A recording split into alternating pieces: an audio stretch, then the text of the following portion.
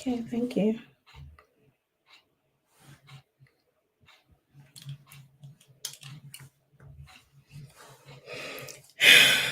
Good afternoon, Mrs. Thank you for your support. Good afternoon. How are you doing? Thank you for being the first one to be here.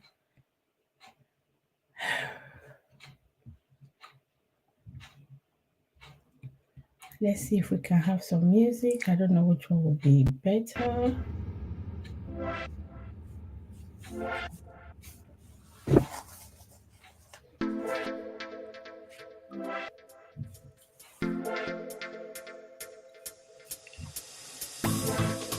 Somebody sent me an email saying I used to open my chest.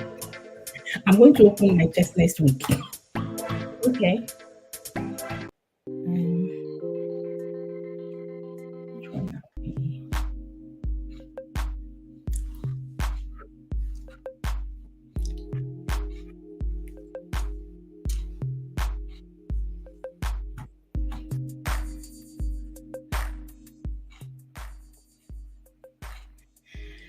Ole Musisi, oh. Musisi, you're welcome. Thank you for coming. Thank you. Patricia Jake, good afternoon, ma'am. Happy New Year. Sorry, Happy New Month to you. I think today, instead of saying Happy New Month, people have been saying Happy New Year as if I just woke up. I meant to type Happy New Month to you, and we thank God that we're in a good new month. I pray that the new month is going to be a pleasant one to us all. In Jesus' mighty name, amen. Thanks for coming. I do appreciate you.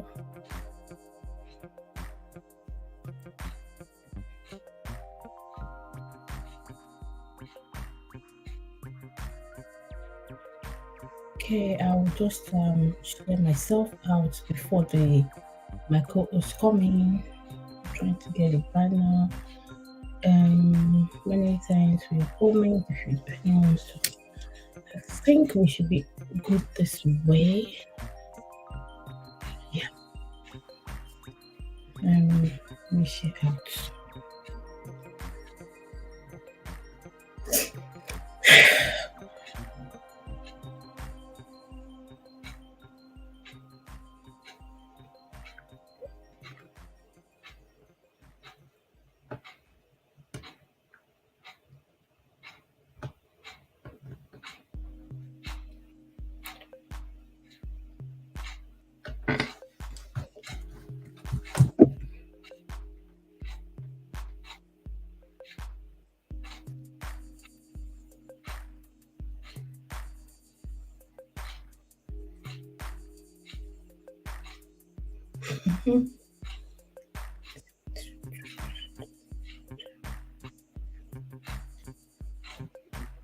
So someone said, let's see how Nigerians are going to support themselves today. Imagine, I do know that is it Kenyan people? They've been really so supportive to each other, and I don't really find that energy as such with us. But it's not a competition. Where's my live stream now? Okay.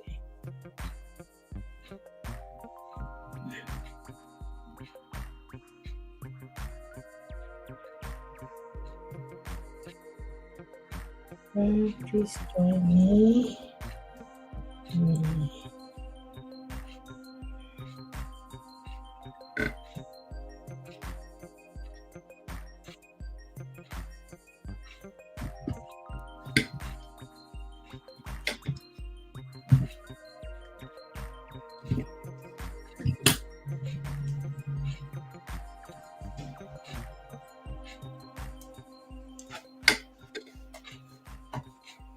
Let me get. I hope my fan is around us so that I will not go on a delay.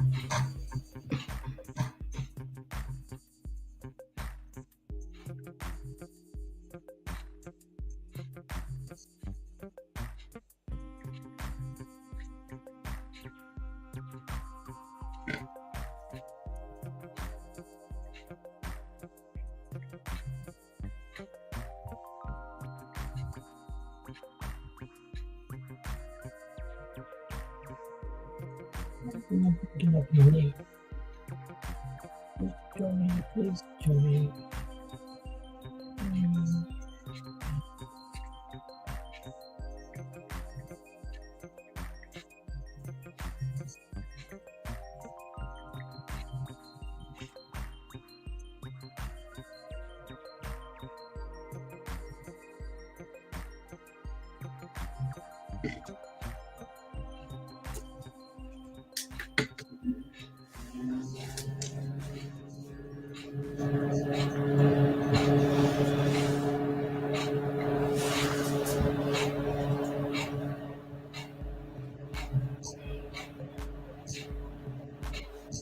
okay, okay. I think I've done all the settings I can. I don't know. Is it my laptop? It seems as if I'm white. Maybe it's the light I put on. Like I'm too white. So I need to put that down. I think it's my laptop because of my phone. It's not as such.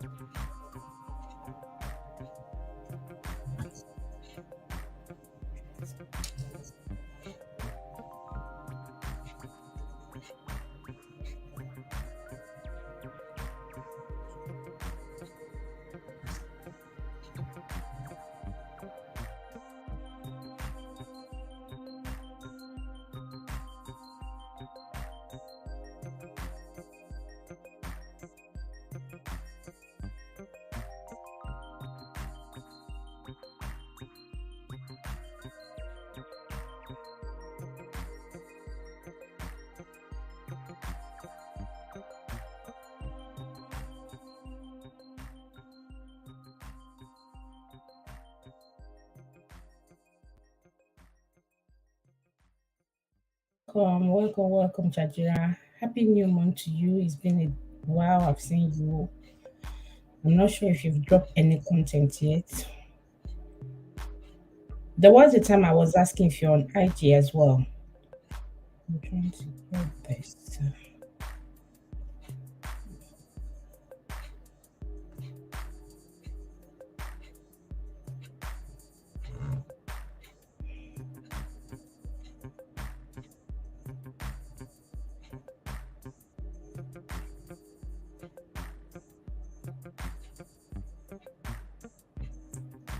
Thank you, everyone, for coming. How are you all doing? Happy new month to you. So today we'll be having Gogat. Like I said, like 2 weeks ago, that I traveled to Kenya, and they've been nice to me. So it's good to have them around. You follow me on IG? Okay, I don't know. Is it the same name?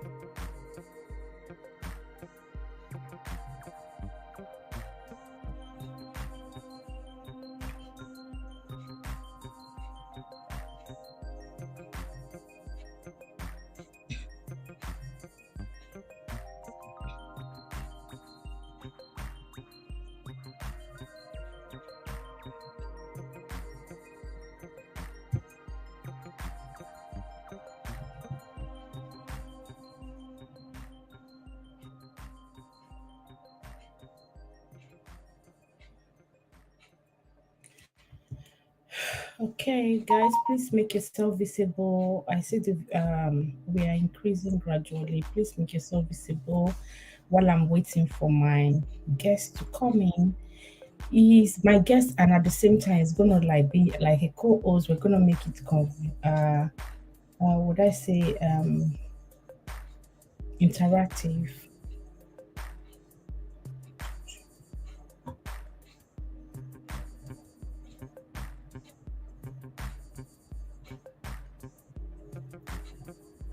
I hope you guys are ready.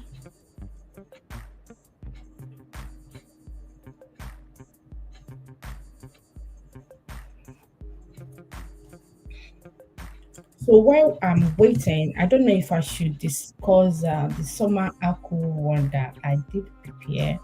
I did just actually wanted to premiere it, but so that I could move people, redirect people here. Yeah, I think it will be extra work for me. So I just the idea.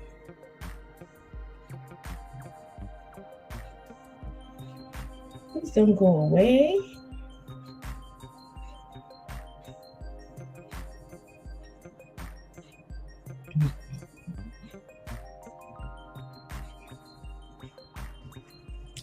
When we need to have a live stream, people don't come in early, so it makes the live stream a bit longer. I don't know. I look too white in my. Let me. Is it this light? I'm not this fair. I don't know if it's this one or this light.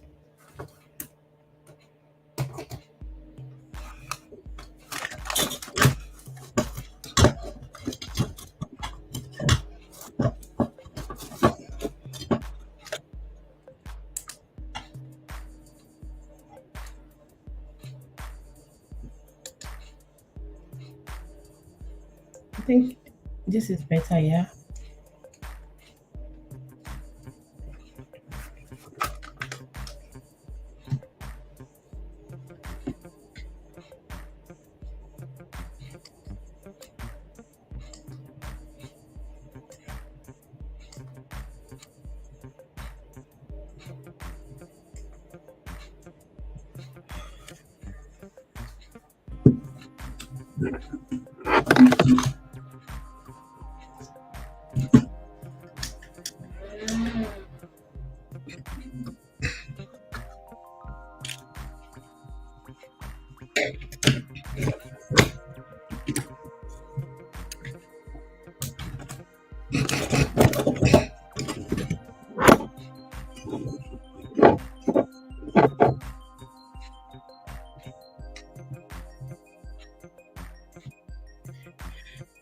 Okay, good evening to you, to Jira.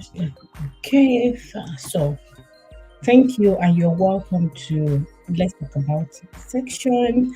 I've not been really used to kind of saying that to people, but as time goes on, I will get used to it. So, welcome to Let's Talk About It section, which we do. I kind of bring a topic in that we are going to talk about, and it's a relative topic. So, and today I have Goga with me. He is going to be my guest. He's running late at the moment, so when it comes, let's just discuss something. So I plan to have a 2 week break. I hope it's going to be smooth. It was meant to actually be this much of mad, but I'm kind of booked a few people that will be bringing on live stream. I hope you guys can hear me. I hope I'm audible enough. So I am thinking maybe towards the end of March or the first 2 weeks of April, I might be having a bit of break to rest and do other things. And yeah, that's about that. Um, Stepping into this month, what are your expectations? Is it something you think you can share? And what are you grateful for? As people will say, I'm always grateful for every day, for my family, for my children, my work, my everything, my health, and all that. So I thank God. I thank God for everything. My guest is here. I thought you were going to put that spec on. How are you? You're welcome. So my guest is here, everyone. And boom. How do I change it over? Hey Gorex, how are you? Can you hear me? Yes, I can hear you. You're welcome. I'm trying to change you over to this side. Is it me? Let me check on my phone. Just drag me, with your thing. I I want need to to move fix it to this. I need to fix my. Let me share the live stream out. I fix this. Okay, let me see how I can move you to the other side. stream this to your audience. Do I want to do this? Yeah, I got it. Cool.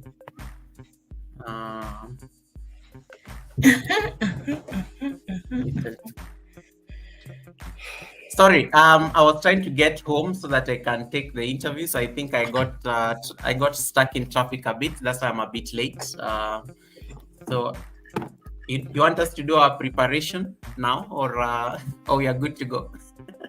We're good to go. We're already on here. It's fine. They can wait. Oh God! You're welcome. How are You're you? welcome. Happy Saturday. I'm good. Any preparation you want us to do? I'm going to be asking some questions later anyway. Okay, cool. So let me just let me share the live stream out for you. You said traffic on your bike. Bear with me. Let me move my laptop down a little bit. It seems to be down there.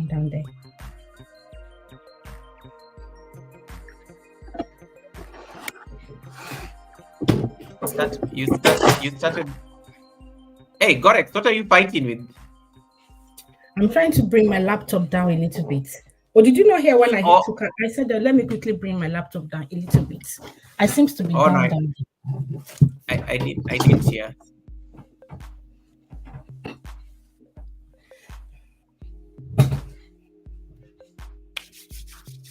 I hope. Oh yeah, you're much better. Yeah, you are too low. You are too low, I think, at the beginning. So yeah, I moved the stand up. So yeah. But you look like you're not centered. You look like you're on one side or something. Yeah, much better.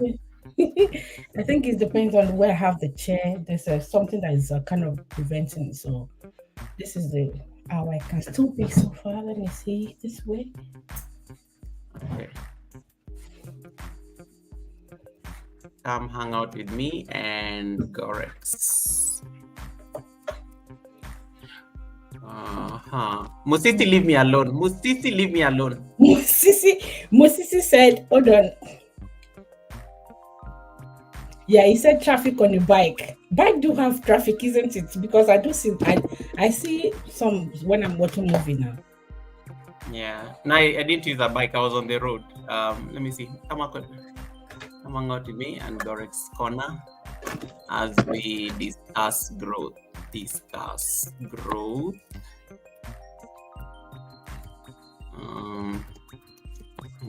The volume is a bit high for the music. It's too low. It's too high. It's a bit high. Okay, let me reduce it.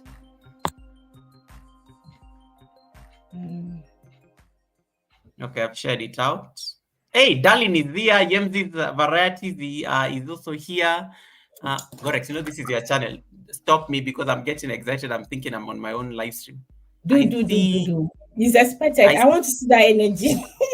I see Chajira on the chat, Patricia, JK. I think I know everyone here. Let me call my tribe so that they can come and join us. Share this out. Where is my moderator? Let me call her. She needs to be here. Okay.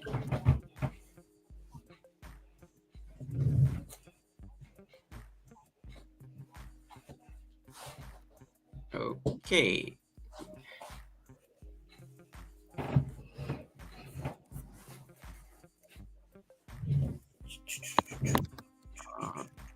Darlene, have you even slept? You've been awake? Like, I think the last time I saw you, this lady doesn't sleep. I was at what's it called, Asmodee with her for about 7 hours, and I'm not sure if I met her there but yeah, she's been off for a while. So I don't know her location though. Wow, she's in Mexico. So can you imagine? So she's in Mexico and she's supposed to be sleeping that time when the rest of us are awake. But clearly, let me get some water and then I come and then we can start. I've shared the live stream out. How many How many minutes? Give me like a minute or something, and then I just come back. Yeah, sure, you're fine. You're my guest. If you like, you dance. We're fine. I can't dance. No. I think that Asmode, welcome. Nice to this see you, Asmode. iPad here, so I'll be able to read the messages. Good. Fine.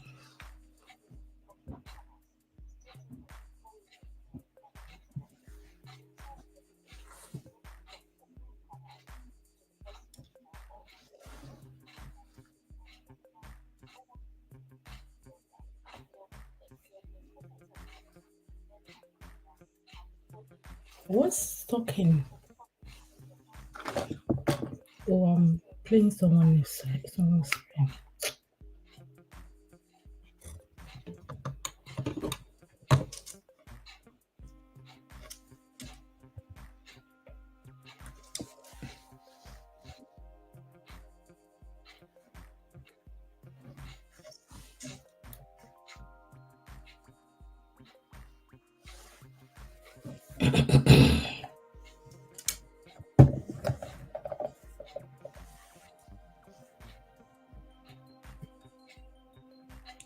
Welcome, everyone.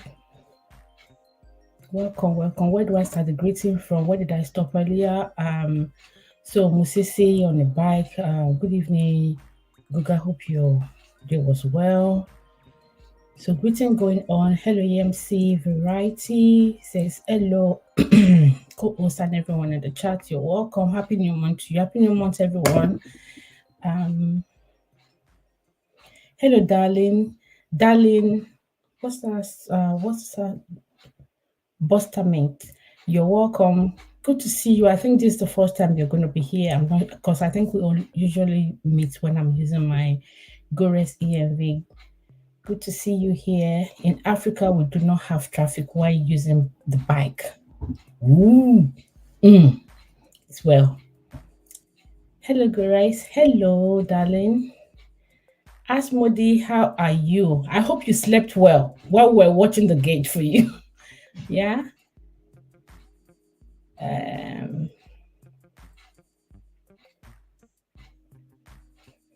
My bottle of water. Okay. Yes, Gray, I've been multitasking. You have been trying. When I got back from work this morning after attending to my son, I said, okay, let me support a few people before my live stream will start. Because usually once I'm done with my live stream, I'm kind of tired. I would like to go downstairs and kind of fix something. Then most times maybe I might have I do have a meeting on Saturdays around 7 o'clock, except if it's cancelled. So I don't usually like to always say I can't make it all the time. So I would like to be with whoever we redirect to for a while before really fully would I say involved in the meeting. Hello, Juliet, you're welcome. Good to see you. Guys, please don't forget to give the video a thumb up. Usually sometimes the pool doesn't run with what we have. Hold on, my son. Is that marmalade? No, that's ginger. That's not marmalade. We don't have marmalade. We don't buy it.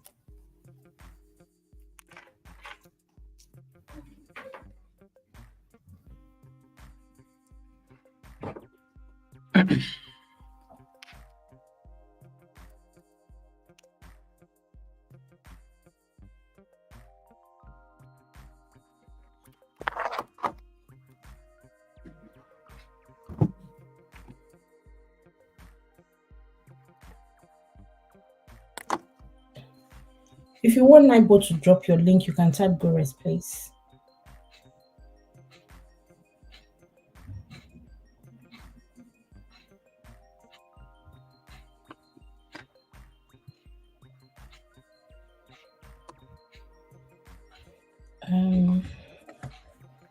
Grace, I have to take a nap before my Zoom conference call here, but I will have you running. Thank you very much. I appreciate you. I know you've been here for hours now. Thank you for coming. Thank you, darling. Appreciate it. I hope is my audio still fine? I had to change something because there was a bit of noise from Yeah, my. your audio is fine. Okay, cool. I am ready when you are. Juliet Olabinjo, I thought I saw Juliet. Nice to see you. Welcome. Yeah, she was here. She was saying hello. I don't know the beginning one, but yeah. Okay. So you're welcome. How are you today? Happy New Month to you. Happy New Month. How are you? I'm good, thank you. So thanks for honoring the invitation. I know it's been since last year, and it's been sometimes it looks as if I'm not serious, but there's a lot going on as well, and I'm sure you're also busy. So thanks for honoring the invitation. Someone sent a message to me saying, "Oh, they want to see how Kenya and Nigeria are going to do." and I was saying, I know you guys do have support. You guys kind of have that community, and it's quite great. So for people who want to watch, we're not in competition, but we're just trying to also work things together here and also make it more interactive. So you're welcome once again. Could you please introduce yourself the way you would love to be? That's a good. I'm used to being the one who is on the other side, so it's interesting when I'm on this other side. But thank you so much for inviting me. I always say that it is not something that you take for granted. When people invite you in their platforms. So thank you so much for having me. I know we've been planning for this. We've been planning for this for like a while, and I'm glad that it finally happened. I don't know, for some reason I don't know. I thought it was on 22nd of March, and then I realized, oh, it's second. It's second. It's second. So I had to just make sure that I adjust accordingly mentally.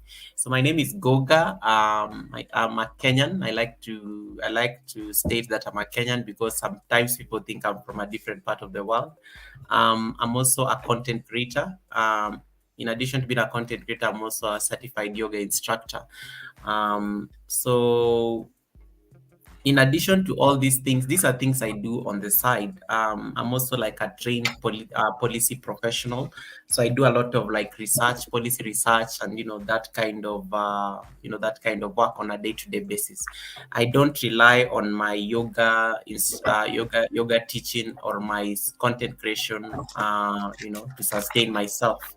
I have a day job that I have to go to, and then the rest I just try to use it to fill my time passively. Yep. So I'm so honored to be here. And I'm also a YouTuber. I think I like making content. I like interacting with the community. So I do many things. I do many things. I'm still trying to find my. I'm still trying to find where I belong as far as I'm alive. Your final niche. Yes, I'm still trying to find where I belong exactly. The world is so wide, so you're able to kind of try so many things. Then the one that really blew you settle with it. Yeah, absolutely. And once you're blown, you can also kind of establish more. So I pray that that's going to come soon.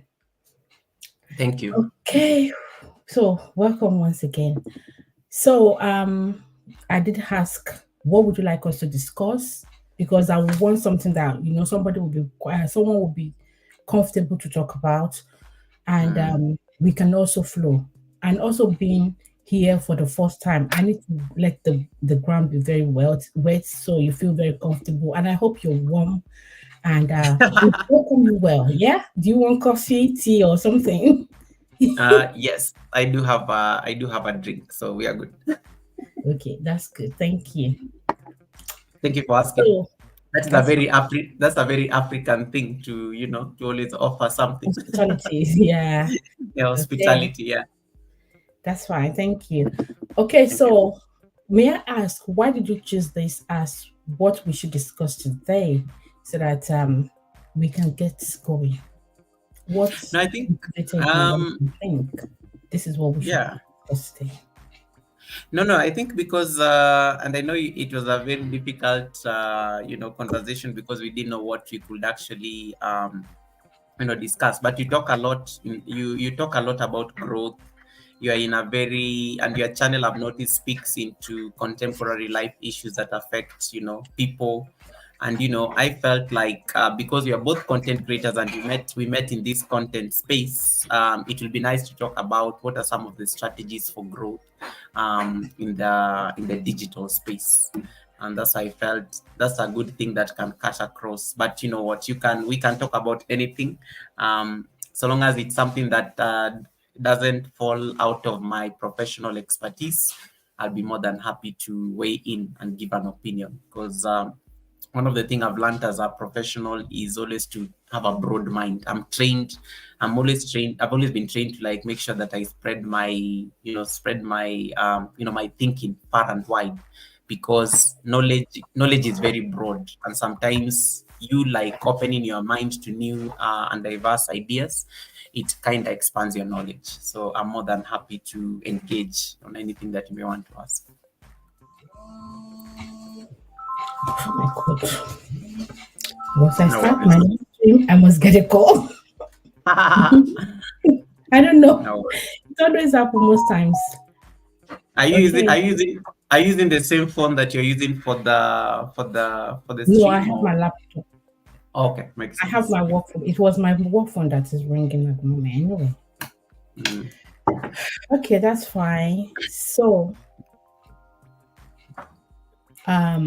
what is digital growth to you? How do you see it? What do you mean? How do you or what made you come up with this, which I've asked earlier, but the main digital growth um in our society? What do you mean by that? Mm. What are your view on this? Digital growth, it's something that we can't ignore anymore, because the world has changed. You can't say the world is not the same as it used to be in the 90s. We did have mobile technology taking a lot of roots, like from the year 2000, when mobile technology, got introduced to most parts, especially of the continent. And with time we saw that like rapid growth. In just 10 years, the results were amazing. We moved from having those phones that you just used to use USSD just to like do transactions.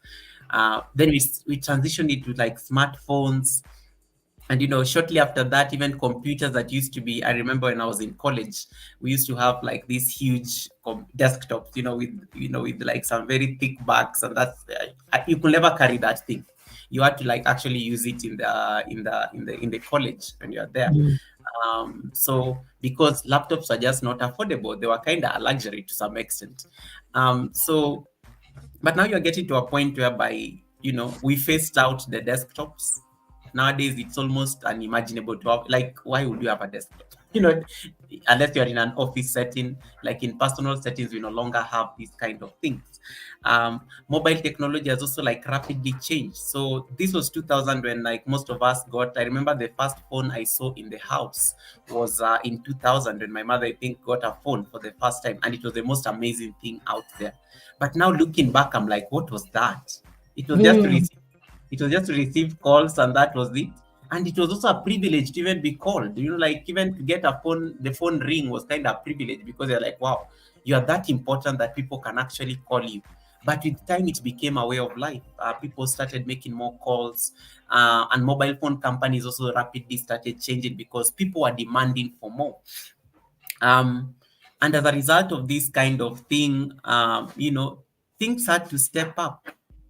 Just imagine of making an international call just like a couple of years ago, how that was, you could not even imagine. The charges were just like astronomical.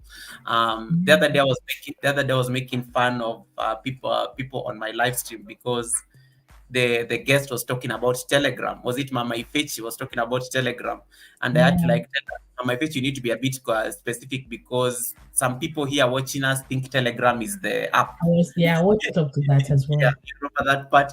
So some people think that Telegram is an app, but Telegram was actually a way. I remember when I was in my primary school, we used to use Telegram They used to teach us how to send messages and how the words used to be counted at the post office, or and then you pay and then the telegram is sent. And the reality of the world was that was the fastest mode of communication back then. Yeah. It really Yeah. took us there, like, so this thing Yeah. can happen. Yeah. Exactly. So but now, 24 years later, the world is not the same. You can't use a phone that doesn't have it's almost difficult to use a phone that doesn't have internet enabled technology. A smartphone. Yeah. A smartphone, to be precise. It's almost unimaginable.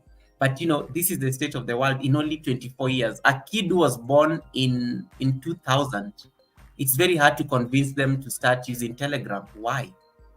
Think of now the kids who have been born, like somebody who just turned 18 this year. This is somebody who was born probably in 2006, when I was finishing my high school. You can't compare the same. These people have a very different reality. These are people who want fast. I want fast results. I want it now. I don't want what my parents used to deal with. And it's just the state of the world. But the older generation still has a certain way. I even see it with my bosses, because I tend to have very older bosses. And the way I want to do my work is not exactly the same way they approach their work, because I have tools, and I'm familiar with tools at my disposal that I can use to fast track the assignment they're giving. And you're fast. Yeah. Another thing is, yeah, and it's faster. But I think of the generation that has come after me. They're even faster, they're even demanding more. And that's why the mobile phone companies have to keep updating their technology every year. That's why we are on iPhone. Is it iPhone 14 or 15? 16 is coming in September. We're on 15 at the moment. We are on 15, so 16 is coming, because we have to. They have to keep updating. But for some people, they're just like, it's a phone, it's functional. I just need to use my phone. And then came the advent of the apps. We need to socialize. But you're an African. Gorex, you're an African. You're African. You know how Africans are very interactive. Where did the concept of being social come from? Why is it that when people come from abroad, let's say the western part of the world, and they come to Africa, they say Africans are warm? It's because of the social aspect of how we have been brought up.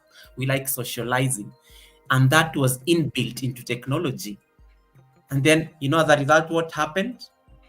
You have a phone, a smartphone, you can put an app there, and you can now introduce the aspect of being social on an app.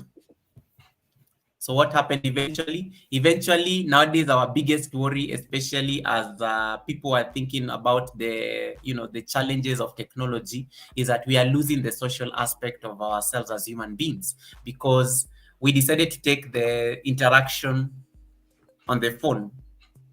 How often do we even see our relatives? How often do we even, how often do we see and go sit actually and talk without anything, without phones? But when we go in those interactions, we have to document it. We have to take pictures. People have to know that my mother is here, my father is here. We make it like something that is, it has to be documented, which totally defeats the purpose, because the thing is, when we come together as families, the idea is to be social. But then now, because of technology, we feel the need to document it because of fear of missing out. People don't want to be judged that they're missing out on a particular thing. And eventually that became the way of life. And now we are at a place where you can't totally ignore technology, because it runs everything. Nowadays, office meetings are taken virtually. You can work anywhere in the world. In the past, you used to say, I have to take a vehicle, I go to a physical office, I stay there from 8 to 5. Now you can work remotely. Things have totally changed. You can't look at technology with the same lens as we used to look at it in 2000. That has also come with its own fair share of challenges. We are looking for new platforms where we can socialize, but we're also looking for platforms where we can create content, because content is king. Content is what gets us a validation, for lack of a better word, because we are social in nature. We like being validated. When we realize we can't interact with our relatives and friends anymore, you know what we do? We have social media where we can post our pictures and show them how we are prospering, show them how I got a new job, show them the latest car I am driving, the latest outfit I bought. because and then we get likes and we feel happy and we're like, yes, this is it. I'm doing something right. But are you actually doing something right? It's just a social aspect that was taken virtually. And then now the same things that your mother used to tell you when you're growing up, good job, keep up the good work, is the same thing you're looking for online, that validation, the likes, the nice comments, the yes, I like your new car, I like your outfit, I like your, you feel very nice about it and you're like, yes, on to the next one. On to the next one. But that is the way of life. You can't wish it away. I don't even want to imagine what life is going to be in the next, like, let's say 10 years. I don't know what technology we'll be using at that particular point. I wonder. Yeah. Even the apps are shifting. The apps are changing. They're like re-engineering every single day. Like, yeah. So the Instagram you had when Instagram, first came into the limelight back in there, it's totally different. It's not the same thing. Some have been phased out. The thing is, you have a lot of things competing for your attention. If they can't get your attention, they are phased out. People move on from them. And even the companies shut down. Somebody had a very nice business idea, created an app, incubated that idea, and then created an app. And then that app was thrown to the human beings to use. But then they get bored and they're like, you remember MySpace? That used to be there's something that used to be called MySpace, and they used to say that it's going to be the biggest thing. It's no longer, it's nothing. Like, nobody even talks about it anymore. You ask the current you ask your kids now about it, they don't know what they're talking about. What is MySpace? And some are being phased out because now we are like, oh, Instagram is the thing. But then TikTok was created like barely 5 years ago. Now people have all moved on the other side. So these other ones are like struggling to keep up because they have to stay on business. So they have to like re-engineer and see how they can keep people's attention. So you can't wish away technology and the growth that, that people get from technology. Companies are using technology to expand, to scale, to market. Nowadays, you don't need a marketing director to go through the traditional way of, the whole process of like, oh, let me get a team, let's put it in a newspaper. Nobody does that anymore. They put it on the social media because we need the attention of the public, the masses. If they are on board with this issue, then it means we are doing well as a company. People are talking about us, however bad it is. No publicity is bad publicity. Companies thrive on that. Their names are on people's lips, and that's what counts for them. So you can't wish away growth when it comes to in the digital space. It will keep changing. The challenge for us is, how do we keep up? How do we keep up?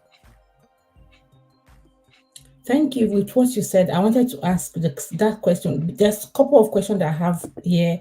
You've actually covered everything. Go, go, You're really, really ready for this. So, yeah, you said, how do we keep up? With you, how do you keep up? You did touch about, certain things that we were doing when we were growing up and the children of nowadays. It seems they'll ask question, what's that? What do you mean? What's that one?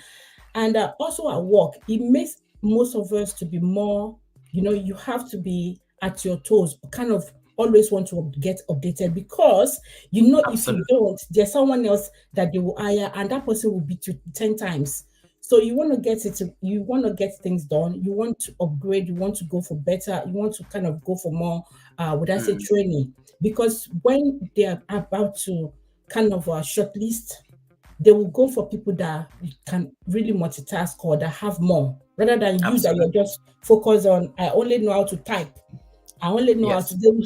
So they have people that can do like 4 or 5 things. So they rather keep them. So with you, how do you keep up with this? How do you think people should keep up with this? And also maybe in content creating, how do you think this can also come into use with content creators? Because we have people that don't really know much about computers, but at the moment they're also doing content creating. How do you think that's come into the digital space growth that we're talking about?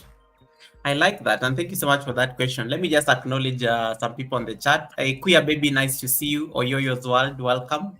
Belinda Melvin, thank you so much for supporting us with the ads. Yeah, so I think it's a very deep question, and it's worth our reflection. Number one is you have to do your own research. We live in a world where you can't afford to be ignorant anymore because you'll be left behind. You'll be left behind. Even think of it even in terms of like media houses. Media houses media houses are no longer like the ones to break the news. No. Nowadays, Gorex can break a news. Gorex can Social media. Gorex, yeah, Gorex can break the news. Gorex can break the news. Gorex may be now in a place where she has the information, she has a phone, and she has a social media app. It just takes one tweet. It just takes Gorex talking about something on her Instagram. It just takes Gorex to post something on her YouTube channel, and it becomes news. We are technically becoming like becoming like the like our own media houses technically. And that's why I always tell content creators that to some extent I think we are even media houses in our own right, minus the budget of a production team, a director. You are literally your own media house. You're your own camera person, you're your own editor, you're your own production assistant, you're your own marketer, you're your own distributor. You literally do everything that happens in a media house as one person. Can you imagine? So, and Belinda Melvin here is a journalist. She would actually, she would agree because she's trained in journalism. So we become like the media houses. They no longer break the news. And that goes back to the question. Most of their job as well, where we didn't really go for the training. You can break the news. Exactly. We didn't go for any training. We learn on the job. On the job. It becomes a learn as you go. As absolutely. It happens or as it comes. Like since internet comes, so a lot of people are just learning as things are coming on. Yeah, because when you were in school, when you went to school, nobody taught us that. We never knew that social media will blow up and it becomes a thing. Who knew that? You will tell me for free. Your parents right now, if they were to ask you your profession, are you proud to tell? Do you even mention you're a YouTuber anywhere? You never, because I think only people knew. Yes. So your parents want to hear something like, "Oh, I'm a doctor.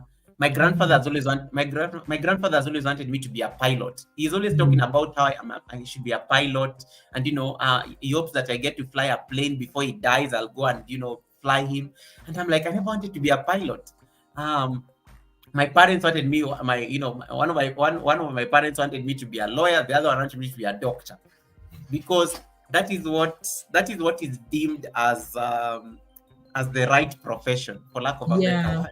The successful ones, engineers, doctors, all those things. Yeah, absolutely. And our parents will tell you for free that, what am I going to tell my friends when they ask me what my son is doing? Am I going to tell them that my son is a YouTuber? What is that? And Instagram is the YouTuber. Yeah. My son is an influencer. What is that? Like, what's an influencer? What, like, don't they wake up in the morning to go to work? Yet an Instagram influencer is making like the most obscene amount of money. I can even imagine. They've made their salary, they've made my entire pension. If they were to retire, they can literally live comfortably more than me, because of being an Instagram influencer. And it's just the way of the world. We were not taught this in school. Not at all. It's a new course. Even universities and colleges are actually trying to now tweak their curriculum to be able to fit that these new things that are coming up. Nowadays, nowadays your parent cannot threaten you that, oh, you must become a doctor or a lawyer. Yes, I will go do the degree and then I will go and start becoming an Instagram influencer. Which some people did. Yeah, some people actually study what their parent wants them to study, and then give them the certificate, and they go on to do what they would love to do. Absolutely. And then now the question now becomes, how do you keep up?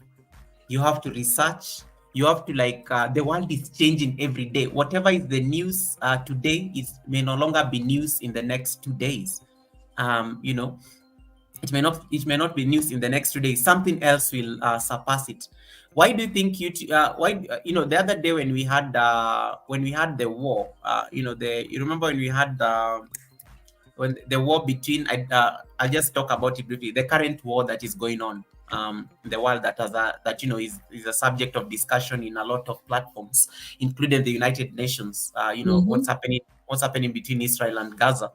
The first, what happened? It first broke out on social media. It wasn't on mainstream media. Then people picked it up. Because what did those people do? It happens instantly on social media. It becomes news. The traditional media had to keep up. The traditional media had to keep up on this, and then everybody started riding on it. Even Gorex, even if Gorex is not a media house, if Gorex went and posted content about Gaza, fueled the trend, because that is what everybody was looking for on the internet. People wanted more. People wanted to hear more about it.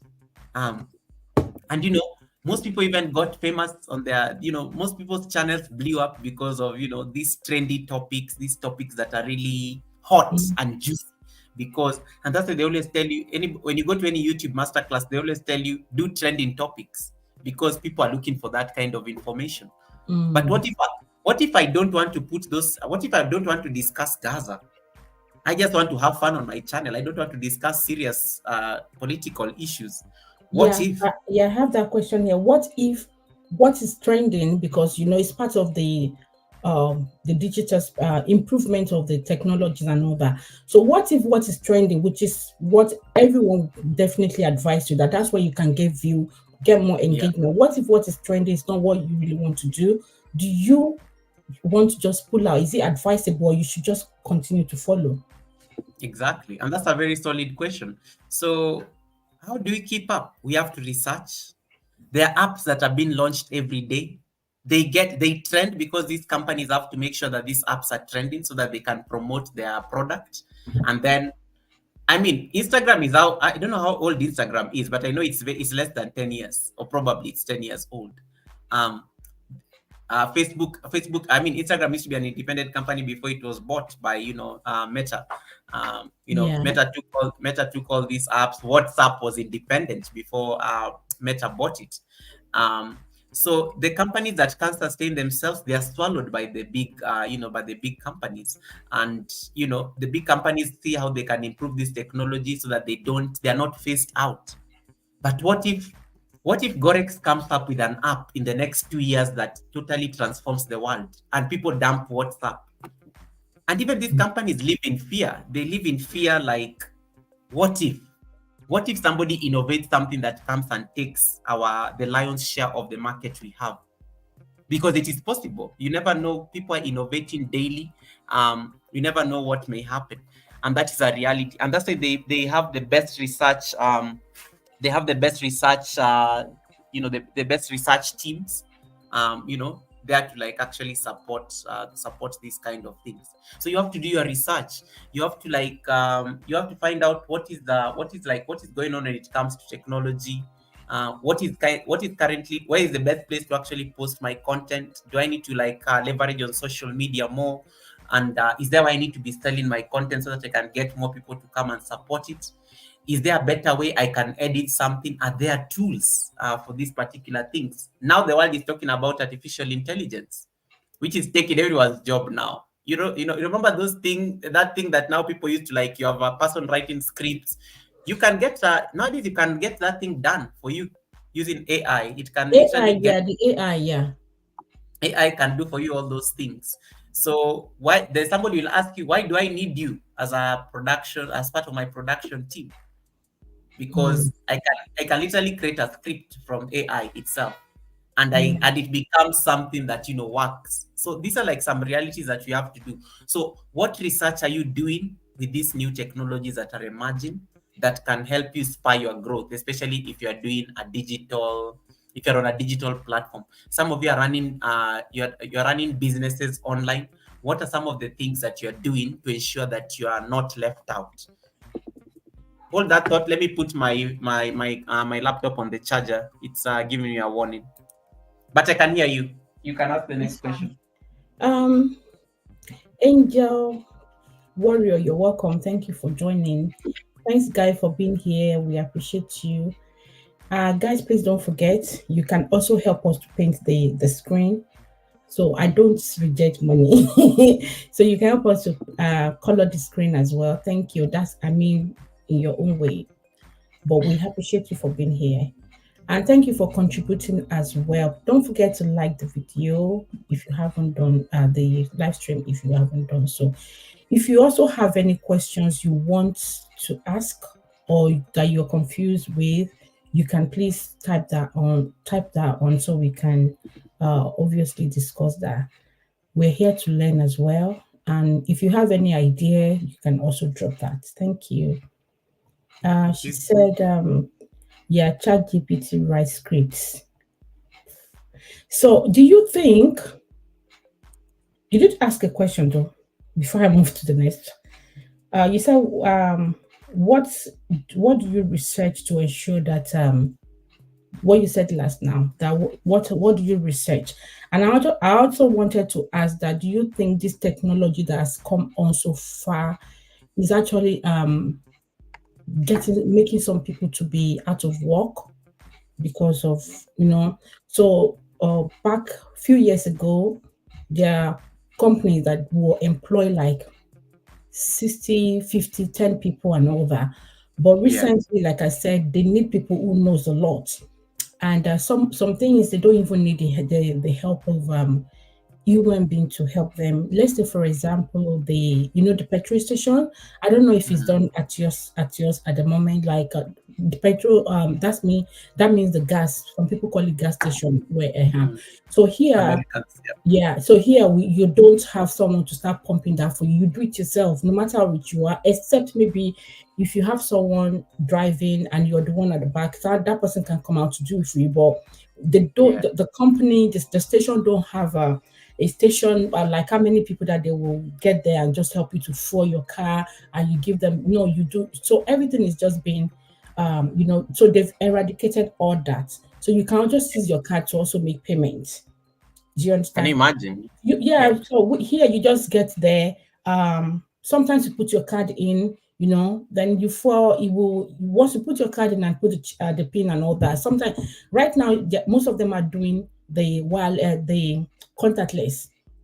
So you just place it on it, then it will verify, then it will tell you can take so amount of fuel or diesel. So the amount you want to take, and that's all, and they'll take the money from your account. So they don't need anyone, and they have cameras. So in case you're running away. So do you think this technology and as kind of make some people to be a bit more jobless, and has that moved a lot to trying to get into this let's say social media space?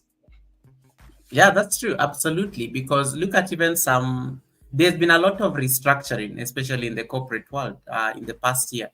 And we always go back to 2020 because 2020 was the tipping point. Yeah, the COVID.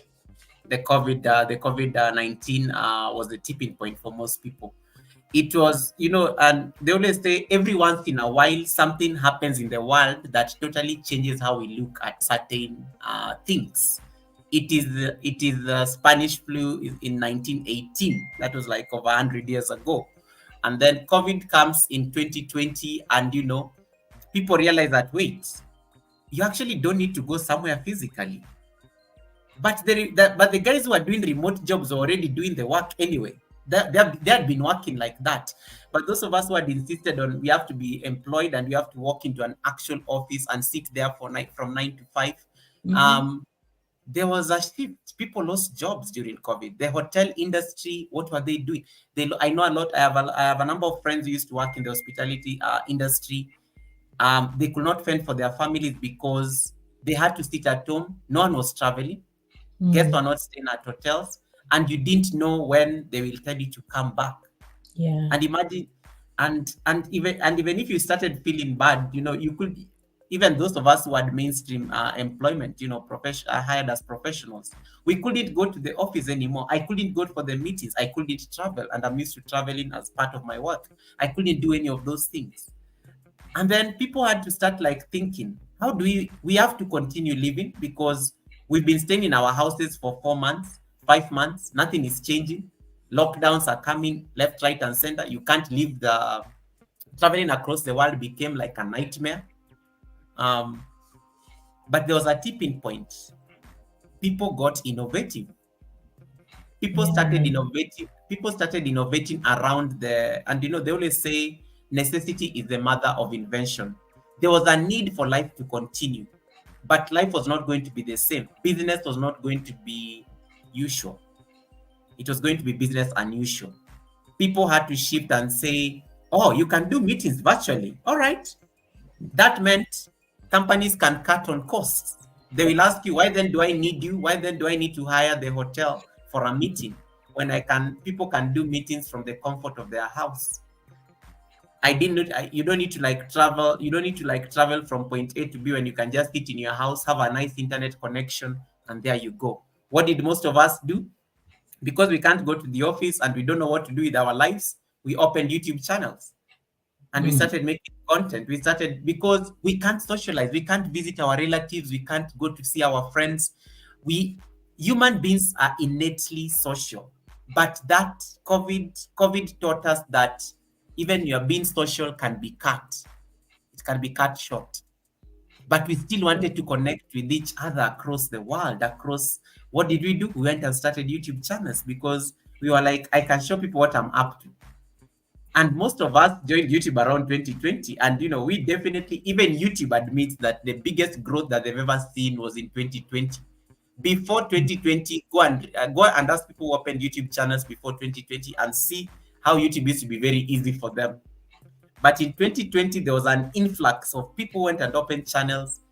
Even YouTube had to restart rethink its strategies about monetization, because they're like, oh, wow, these people have come, they are meeting the requirements in less than a month, and now we have to start sharing revenue with them.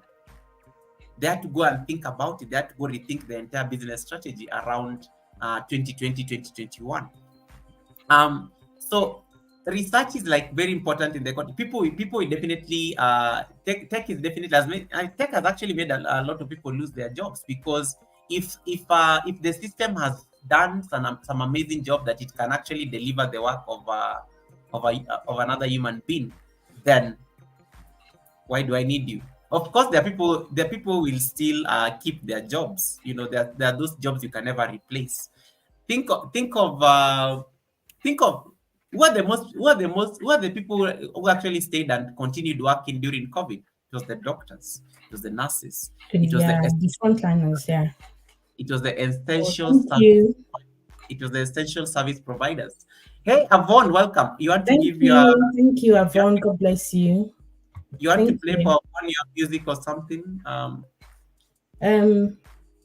I know you have a dance for Super Chat. I have a dancing one, so if they don't mind. Thank you.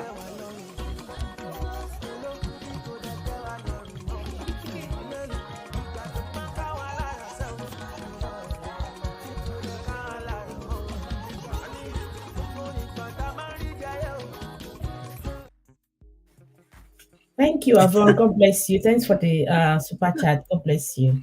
May your pocket be dry. That is so extra. I love it. Thank you. It's so extra. So do you want to take some water or okay? Yeah, sure. So I was saying that 2020 was a tipping point, and the essential service providers, of course, are still going to keep their jobs. But you see, people are still the people who innovate daily. They are working around how to make work easier. Technology is coming. Telemedicine, that's become a thing. Nowadays, doctors don't need to fly. They can actually do a procedure from wherever part they want. A surgery from wherever part they are on the world. So even if we say that they're the front line, there's also the risk that it is not assured, because you don't know what's going to be there in the next 10 years. You're never sure, because People are innovating daily, but of course there are those professions that will still be safe for now. Going back to the aspect of research, you have to now research has even changed. Even academia, we used to go to research, we do projects, we graduate, we get PhDs and everything. Now artificial intelligence can do that stuff for you. Yeah.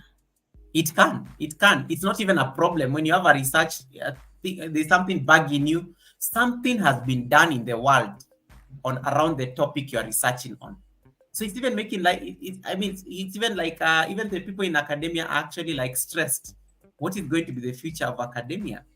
What's going to be the future of academia? And they're already having conversations around it. And that's why they're trying to say, how do we make AI a tool rather than something that is going to replace us eventually? Because that's where the future is heading. And it's just the reality. It's just the reality of how the world is currently operating. But I'm optimistic. The first thing we normally say is for one is, when you conduct research, you will understand the things that you need to do. If you're a content creator, for example, you will understand your audience when you do more research. You find their preferences, find their behavior. Why do you think channels that focus on drama are thriving? People love gossip, people love drama, people like craziness. That is behavior, that is behavior analysis. People have analyzed and they've realized that gossip sells, and that is what some people use to get popular. So use analytics in terms of your research to just understand even the people that are watching you, in case you are running a YouTube channel, just for you to be able to appreciate the kind of people what is the kind of audience who are watching you, what is their age, what do they want, This analytics you mentioned now, it's true. It's on YouTube studio thing that you can actually check to know what they're actually watching more, to know maybe you should dive towards that or not. Thank you. Let me quickly just passing through. Don't pass through, stay. Thank you. That's my brother Kolapo. Kudos to the great guest and host. My question: would you encourage anyone to pursue a career as an influencer, considering the return of revenue most social media apps give back?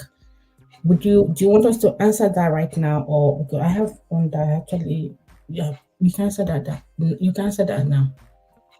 Yeah. I mean, by all means. At the end of the day, we are here to make money. And if a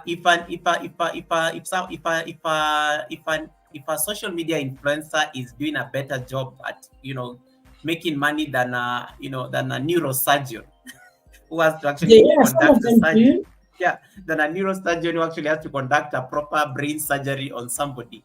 It is just the way of the world. That is what sells. Even the people become influencers. Remember, the people who are influencers, they normally they're being paid by brands. People are there brands are out to make profit. If Gorex is the one who is going to get them profit, they will engage Gorex because Gorex is an influencer. They will not go and engage a company to start doing market analysis. They will take Gorex because when Gorex stands and talks about their product, it's already sold, because she can influence those decisions, purchase decisions, and they will pay her very generously for it. Because if she just holds a glass like this, she has promoted that company. If I came here and I was drinking from a packet or a particular bottle, it will look like an endorsement. You know what the message I'm sending? The brand knows that Goga is powered by that particular company. And that's an endorsement. It's very subtle. You see it on movies. Watch movies. You will always see those very subtle brand signaling in movies. You see, it is the main character is driving a Mercedes Benz. It is they are drinking. They take their coffee from, let's say, Starbucks. You know, those kind of things. They're having a coffee from Starbucks. You'll see a Starbucks mug right there. They pass it very nicely. They're putting on this kind of fragrance or scent. You see the scent that they're spraying on themselves, and that's like the subtle branding. So if somebody is going to do that job to make sure that the sales come through, become an influencer. By all means, become an influencer And if it is sustainable, keep at it. And but again, remember, like as I said earlier, the problem, these things are there. It has both a benefit and a disadvantage. You may be an influencer today, but in one scandal can kill your entire career. One scandal can kill your entire career. Brands will not want to work with you. So even influencers are now getting advice from serious professionals on how to handle themselves as brands. They are, they ought not to be seen in certain places, how they need to present themselves in public, because one scandal can kill your entire career. So in addition, to some extent, it may not be sustainable, which may look like a contradiction of sorts. But if you can be an influencer and you are doing it professionally and you know your game, by all means, pursue it as a career. But make sure you position yourself as a brand, just in case a scandal comes and throws you down. But sometimes those scandals, some of them grow from the scandals, because if I can manufacture a scandal and people talk about me, no publicity is bad publicity in marketing. People are talking about you. That's the content. That's the market. So definitely you advise because the question he was asking, would you encourage, which is yes. Do you think, thank you for answering that question. Do you also think that this social media technology and all that, do you think it will make some people to be lazy and because they want to be on their own? I've watched some movies like that some feel, I think my boss is stopping me too much, so I can just maybe stay at home and start creating content. Do you think it makes some people to be lazy, even when they don't even know where the content they want to create is going to lead them to? I like that question. Let me acknowledge Avon. Avon says my live stream hit a high today of 2K. Monitor it. Wow. I like. Yeah, congratulations, Avon. I was on your live stream. I was monitoring it, and you had a lot of views coming in. And we kept on begging them to give you a thumbs up. Vertical stream is helping out in terms of discoverability. And that's why you're getting more views, because that video was getting recommended a lot. When he was cooking, because I was there too for a while. Yes, when he was cooking. Some rice and until he finished his meal and plated it nicely. Some very nice Caribbean dish. So pay attention. The vertical stream is helping. I hope it translates to watch hours as well. I hope it translates to watch hours. Hey, cousin David, how you doing? That is Servant David Show. That's my amazing honorary channel member. Thank you so much, Servant David Show, for coming in. Vivian Chocolate, Vivian, nice to see you. You have a blessing, Gorex, that you may need to give Servant David a dance.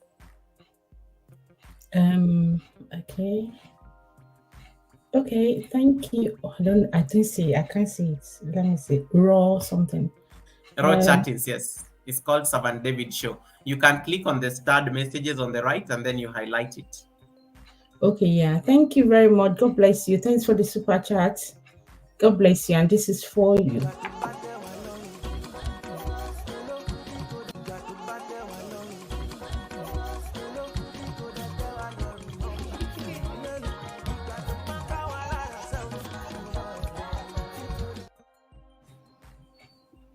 Thank you.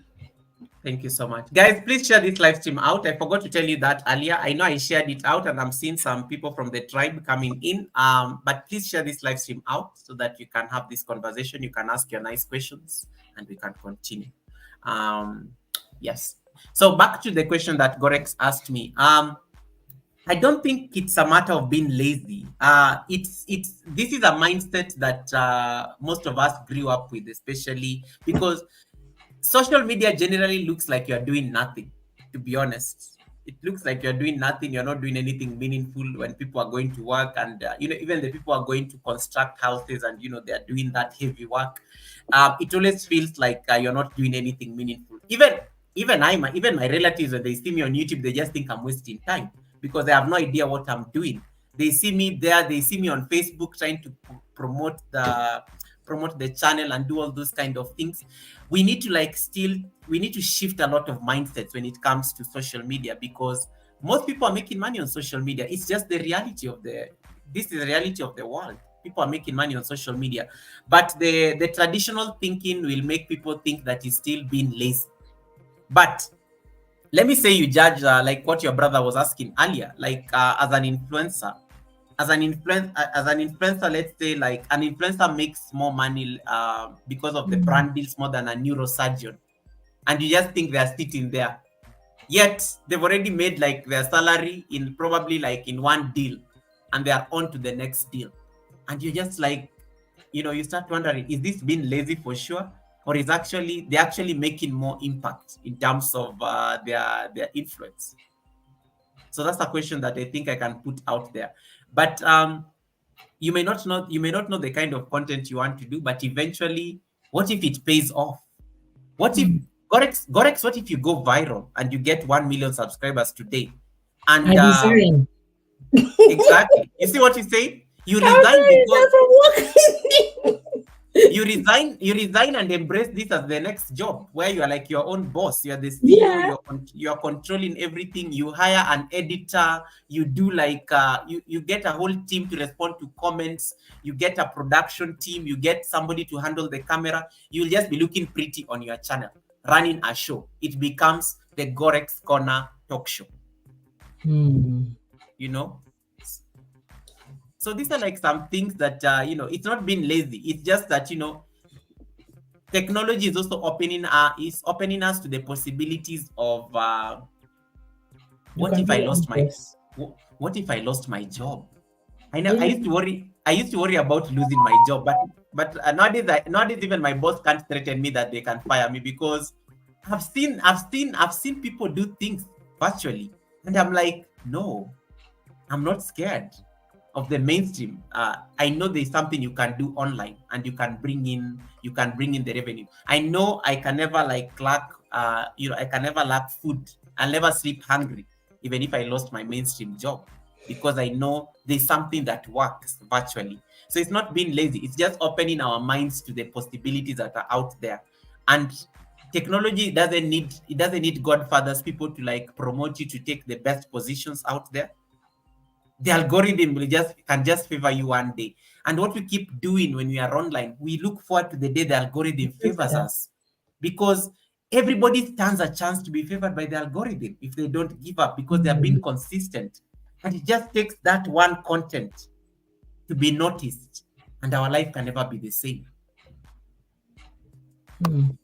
So it's not been, I don't see it as being lazy. I see it as being strategic. But of course, if you are still starting out, you have to be realistic. You have to still have a day job, and that's why I'm asking Gorex, if she gets 1 million subscribers, that's when she can say, okay, I can think of resigning at that particular point. Yeah, not immediately, but I'll work something, and that will make me not be able to be answerable at a certain time, So, but to me, I still feel it does make some people lazy though, because let's say some they don't go to bed early because they're going to flip through all the social medias, and they know what they're going to do when they're at work. It does make some people lazy, and of course it does help some people as well. I have a question here. Do you think digital space represents any unique challenges or obstacles to personal growth? If so, what are they? Thank you. Definitely it does. Hey Funke, welcome Funke. I see I thought I saw Kavi Kai, nice to see you. Chisan is also in the chat, welcome. And Kashi Mao, welcome, saying hi. Yeah, thank you so much, Kashi. No, yes, it definitely presents challenges. Because every good thing also has its own negative point. And sometimes these challenges manifest in very simple things. It can be, sometimes the quest to be digital makes us lose our value as human beings. And have you ever seen the way sometimes we are so eager to compromise our values as human beings just because of publicity? It has happened to a lot of people. We do that a lot because Goga and Gorex sitting pretty and discussing a serious conversation like this doesn't bring the views. But if Goga was to take off his shirt and Gorek starts dancing on top of the table, we will go viral. I was gonna go there. We will go viral. But that is not she's a mother, she's a respectable mother. Her daughter is definitely seated with her right there. The husband is watching. I have my family, I have my people watching me right now as I do this interview just across the room. It is not my value. I would not dare do that because I also look at other things I do in my life, and I don't want my social media activities to have to cause friction in what I do outside social media and platforms like the digital space. So one of the challenges that has come is that it is almost becoming normal to compromise your values on social media and this digital space just for the likes, just to go viral, just for the clicks. But remember, as we said earlier, as fast as you become famous, as fast as you are forgotten in this space. Like you'll go viral today, but next week we are talking about the next big thing. The next person, big person. We've forgotten about you. They need to keep working. Yeah, and even celebrities. And celebrities do a lot of that. They like doing a lot of let's call it we call it clout chasing clout. Where you manufacture something. It may not even be true, but you go manufacture something very juicy and salacious that will keep people talking about you on the digital space for a week. Then next week they've forgotten about it. You're like, okay, people are forgetting about me. Nobody's talking about me anymore. Let me look for something else. They have marketing people around them who have to start thinking of these kind of things. But for you as a reasonable human being, you feel like you end up losing your values as a human being, because what if I'm not like that? What if I don't do things like that? Am I going to compromise my values? Am I going to compromise my values just because of the likes, just because of the clicks? So that's one big challenge that is coming, with the digital space. Another thing is the challenge of comparison. Some people, when you are on Instagram, when you are on Instagram scrolling, you have to remember that is not somebody's lived reality. That is what they want you to see. Some people's there's normally a very nice saying. I'm just forgetting it, but some people's you can't rely on highlight reels. You can't rely on highlight reels as the representation of somebody's real life. And then you have a lot of people who are getting so worked up that they're not living the life that Gorex is living online. Wow, Gorex has a very nice house. Wow, Gorex has a very nice background. What car is that? So you start comparing things because this is what they are showing you. Remember, I only show you what I want you to see. You never see me stressed, waking up with my hair all over the place. I am sweating like crazy. My house is dirty. The dog is, I don't know, doing what on the couch. I never show you that because it's not very on brand. But I will show you I'm sipping some fancy drink somewhere. That's what I want you to see. And then the problem with that, it conditions you to start thinking about it, that this is somebody's lived reality. This is how Goga lives his life. What if I'm just putting a show for it? You start comparing, it starts stressing you out, you start getting depressed, you start having friction with your husband or your wife because you're like, why are we not living like these people? And I'm like, they're just showing you a part of their life that they want you to see. You don't see how they are fighting. You don't see how their kids are giving them problems. They never show you that part. So don't let somebody's highlight reels define your reality. Don't believe everything you see on social media. Yeah. Don't let somebody's highlight reels be your reality. So there's a lot of challenges when it comes to comparison. I know a lot of young people who have gotten into depression. Some have actually, even committed suicide, for lack of a better word, because of this pressure, the social pressure that comes with these particular platforms. Another challenge is also like what you were saying earlier. We get lazy. We forget meaningful work. We start neglecting some of the things we normally do. If I need to like get somewhere at a particular place, I'm still on social media scrolling. I need to sleep at a certain time. I'm like, let me scroll one more time. Let me see what people are doing there. But you know, when you think about it, how does it even benefit me? Like, okay, so I've now known about Gorex and Yemzi. So what next? Has it made me better? Has it changed anything in my life? It is just you're consuming. And sometimes this can lead to overconsumption. You end up overconsuming so much on social media and the digital space that sometimes you even forget who are you. You forgot, yeah. Yeah, who was I before all this? Who was I before all this? So that aspect of consumption, and that's why some people are now becoming very strategic with their time on social media and the platforms, because this overconsumption is like making people waste so much time, and it's just the reality of this business. So you have to start prioritizing how you're going to like break up your time so that you're not wasting so much time in these particular platforms. And then that pressure that comes, I like using YouTube as an example because we are all here. It's like, Chisan did not come to my live stream. You start getting annoyed there, like, Chisan did not come to my live stream. You're forgetting Chisan is a mother, Chisan is a colleague, Chisan is a sister. Chisan plays a lot of roles. Also time difference, yeah. Plays a lot of roles outside the social space. Chisan is based in Chisan is based abroad. She's not based in Africa. You know, her time may not exactly work for me. Are you getting my point? So sometimes you start having all these unrealistic expectations, yet people have their own lived realities that are not exactly a representation of what we do on the social platforms. Hey, Clement Tresha, nice to see you. Yeah. So I think there are a number of challenges right there. Some are also some challenges also stem in terms of this aspect of money. Some of these things involve investments, and maybe you don't even have that particular money.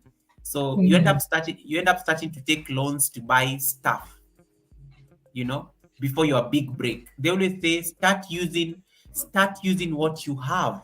Don't go and start buying the high end, the most high end camera because Goga said that you need to start investing in quality content. No, let the content be. If people love the content, it will buy the content will buy for you that particular thing. Let the content buy for you that particular thing, rather than you going to get loans to buy all these things, and it's money that you can't have. If you can't, one of my mentors used to say, if you can't afford it, do without it. If I can't afford a GoPro now, a GoPro is in the list of my GoPro is in the list of my priorities. I can't afford a GoPro. I have school fees to pay. I have loans. I have things that are running. There are obligations in the family. I can't buy a GoPro. I can't afford it. But what if I get some very good revenue on a very good month on YouTube? And I can say, wow, YouTube can buy for me the GoPro. We're gifted. Yeah. Or maybe I get gifted. One of my new, my channel members or my channel subscribers is like, Goga, can you get a better camera? And they say, I'm sending you a camera or a GoPro. That's a different story. So sometimes there's also that like you end up spending a lot of money that you could have used for your obligations to buy things that you don't necessarily need at that particular point. So you have to be if you can't afford it, do without it. Use your phone. Get your Android phone. That content will buy something in the future. It will pay off eventually. But you have to like give yourself the gift of humble beginnings. Give yourself the gift of humble beginnings. Anytime I'm teaching yoga and I get a new student and they start asking me, how can I do a split? Like I want to do a split like you so that I can post it on Instagram because it will give me the likes and people will know that people will know that now I know how to do a split. What they are forgetting is I've taken 7 years to get to do a split. You're just starting. Your beginning is not your beginning is not exactly my beginning. I may be somewhere at a very different level and you're beginning there. Give yourself the gift of those humble beginnings.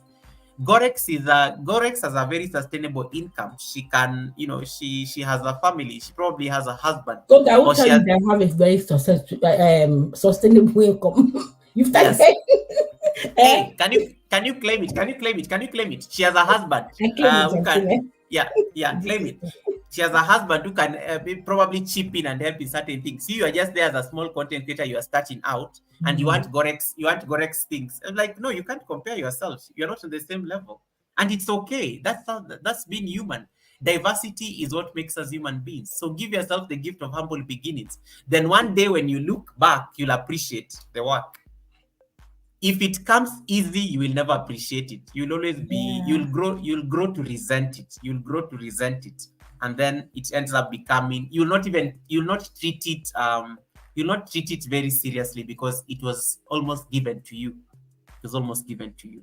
So think of it that way, and that can help you now be intentional in terms of the challenges that come with being on the digital space. So if you can't afford it, do without it. Get practical. Get practical with what works. If you can't afford a ring light, it's okay. I normally go to a lot of content creators and they start like apologizing. Google, I'm sorry, I'm in the dark because they're used to seeing my production background and everything. I'm like, it's okay. I never used to have a ring light. It's okay. Yeah. But you can sit in front of a window and use natural light. I used to use natural light a lot when I was starting off on YouTube. I used to just use when the sun is rising. I make sure I stand where the sun is hitting nicely, and I get the most perfect light that you can ever get, even from a ring light. So don't start saying, no, I want Google has very good light in there. I want that kind of thing. And I'm like, maybe I've been gifted. I was actually gifted all my streaming lights. I didn't even buy any of them. So I was gifted by one of my friends who gifted me all the streaming lights. So give yourself that gift of humble beginnings. Don't compare. And then, because the thing with the digital space, think of it before. When I started the live stream, I was telling Gorex about back in the 2000s when we didn't have smartphones. Yeah. How are you sharing the things you are doing to people? You never used to share. You are content. You used to enjoy experiences and keep them to yourselves. You take a photo, you put it in an album. Can I ask a question? I don't know if you were ready, but when they take a picture, when the things come out, they have to do like this before the blogger to come out. You need to do. You see, everything have changed. Now you can take a picture and just send it straight up, but it's not like that then. Yeah. I like our parents used to take pictures and they put it in an album for memories. Yeah. How many of you even know what an album is? How many of you keep photos in your album? You're like, no, it's on digital. Yeah. So what if your Facebook channel is hacked and you lose it? So you start afresh. You lose your memories that you created. Your phone gets stolen. You lose the pictures because you didn't back them up. So when you start thinking about these things on a broader sense, what was life before the digital space? We never used to share things. We used to take them. We actually used to be satisfied. We used to take pictures for ourselves and we used to feel so nice about it and we keep it in an album. That's why when you go back to your mother or you go back to your father or you go back to your family home and you look at the album, you start getting so emotional when you flip. Yeah. Because that is something no one can take from you. That is something no one can take from you. Digital, we don't even get time to look at our old photos until we say throwback Thursday. What is throwback Thursday? But why is it even Thursday? Who actually made it a Thursday? Why not Friday? I actually wanted to ask that question. Why is it on Thursday? Olufunke, you said you wanted to ask a question. Please ask your question. I've got some couple of questions here now. I don't think I can ask all the question. Goga, you still have to come back another time. I've got a couple of questions here about, this person said about 7. So, and I don't want to take too much of his time. So maybe we'll have another section. So Olufunke, you can ask the question. I have about 30 minutes, so it's okay. You see, so Olufunke, you can ask your question because I still want to ask him some question about himself. Right now, we're talking about the growth and all that, so let's just get to know him as well. And I pinned his link in case you're not connected to Google. That's his link that I just pinned a few minutes ago. So please remember to visit his house. Okay. So Olufunke, please ask a question. I don't think you've asked any question earlier. I'm trying to scroll to see. Go ahead. Now I was trying to look for the question for you as well. But if you find it, let me know.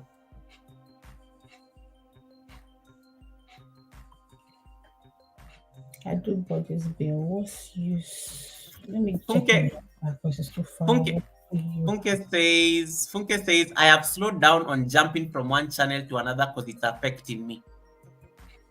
Is that what you are looking for? She said she wanted to ask a question. This one is not a question. I think she's just giving us her experience. A statement. Okay. Clement says you're very right. Go. People love. Yes, that impacts things 100%. Okay, I will wait for the question for the hosts. Use what you have. Absolutely. Funke, yes, but I don't like. My personal life, I always say it's not the content. The day my personal life becomes content, then I'm losing my plot on social media.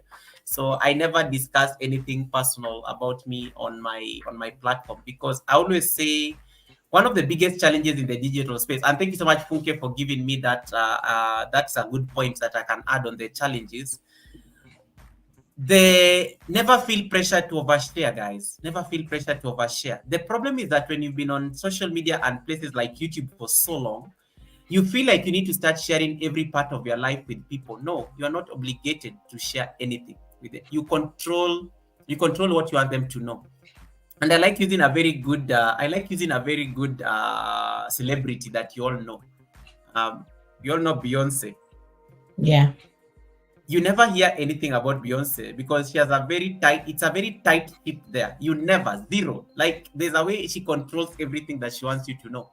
Because sometimes we feel like we are, and it's normal, it's a natural thing that you want people to know. It's natural that we want people to know our families, we want people to know our dogs, we want people to see our, guys, look at the way I have a very beautiful wife, or my wives. In short, look at look at the I have a very beautiful daughter. Have you ever seen that people never share their kids? They talk about them, but you'll never see them. Zero, not even like their nose anywhere on the content, because they don't want to make a choice for that kid, because that kid will have to make their choice. So never feel pressured to. That's another challenge with the digital space. We always feel very pressured to overshare. Yet, remind yourself why you started content. Unless you're a family channel, you have no business to share about. You share your families on the channel. Focus on your content. Focus on your content. Why are you dragging people? Why are you dragging people who don't even want to be part of the content? I think sharing your personal thing, I think a lot of people should just make up their mind if they want to share, and if they want to share, what parts would you like to share? Do you have a limit? There's a boundary. Do you understand? I can't. If I hear my son coming, most times I always want to say, "Excuse me, I want to take the camera off." I don't know. Maybe a couple of people have noticed that. I've noticed that. Not that it can't be seen, or it's something, or I'm ashamed of him. No, everyone has their reasons. So it doesn't mean that people who are showing theirs, I'm not bringing them down. I usually say that. So the question I want to ask you, which I said some question which has nothing to do with the personal growth right now, is something that I'm going to ask. That's if you feel comfortable to answer. So people should feel Funke, don't be sorry. I like that you asked. Because I like saying it. I always clarify it every time people ask, because I get asked that question a lot, even on my channel. I don't mind answering. I'm more than happy to answer. So don't feel bad about it. You asked this one is not too personal, though. To me, are you in a relationship? Yeah, it's not. That one is not too personal, though. There's some that goes deep. I think, oh. Yeah, I know. That's what I was saying. I'm telling her not to feel bad about it. She asked a question and I helped answer. And it gave me a good point. I always say, for me, I like saying, I think I've shared so much of myself on YouTube that I always say my private life is the one thing that I think is hanging on a string like this. The day that becomes content, I don't know then what I don't even know what else then I'm going to share, because I say, if I can keep this my professional, I never discuss my work. I've never even mentioned my office or anything. So I never like discussing work or the private life, because I always say that is the one place I run to when YouTube gets hard. when social media gets hard, that is the one thing that I know can still put up with me. Because as I said, the digital space is very transactional. Only very few people in the digital space get into your inner circle. So I like treating the digital space as transactional as it is, because that is the reality. People want something from you on social media. It's either they like, I want a like from you. Naturally, it's just how you operate. But very few people normally transition into that space outside. It's So not when you are on, possible. yeah. So make sure you think of that. So thank you so much, Funke, for giving me that additional challenge. So do you want to answer the question? What is the question? Would you like to answer the question I meant to ask? Yes, Are you in a relationship? Yes. Yeah. We move I on. answered. Yeah. So can I ask you these two questions before we round up, since you said you have half an hour left? In what way can individual maintain a healthy balance maintain a healthy balance between online engagement and offline reflection to ensure meaningful growth and development in the digital space? That's a very good question, because that actually goes into what I was saying just now. Boundaries, establish boundaries.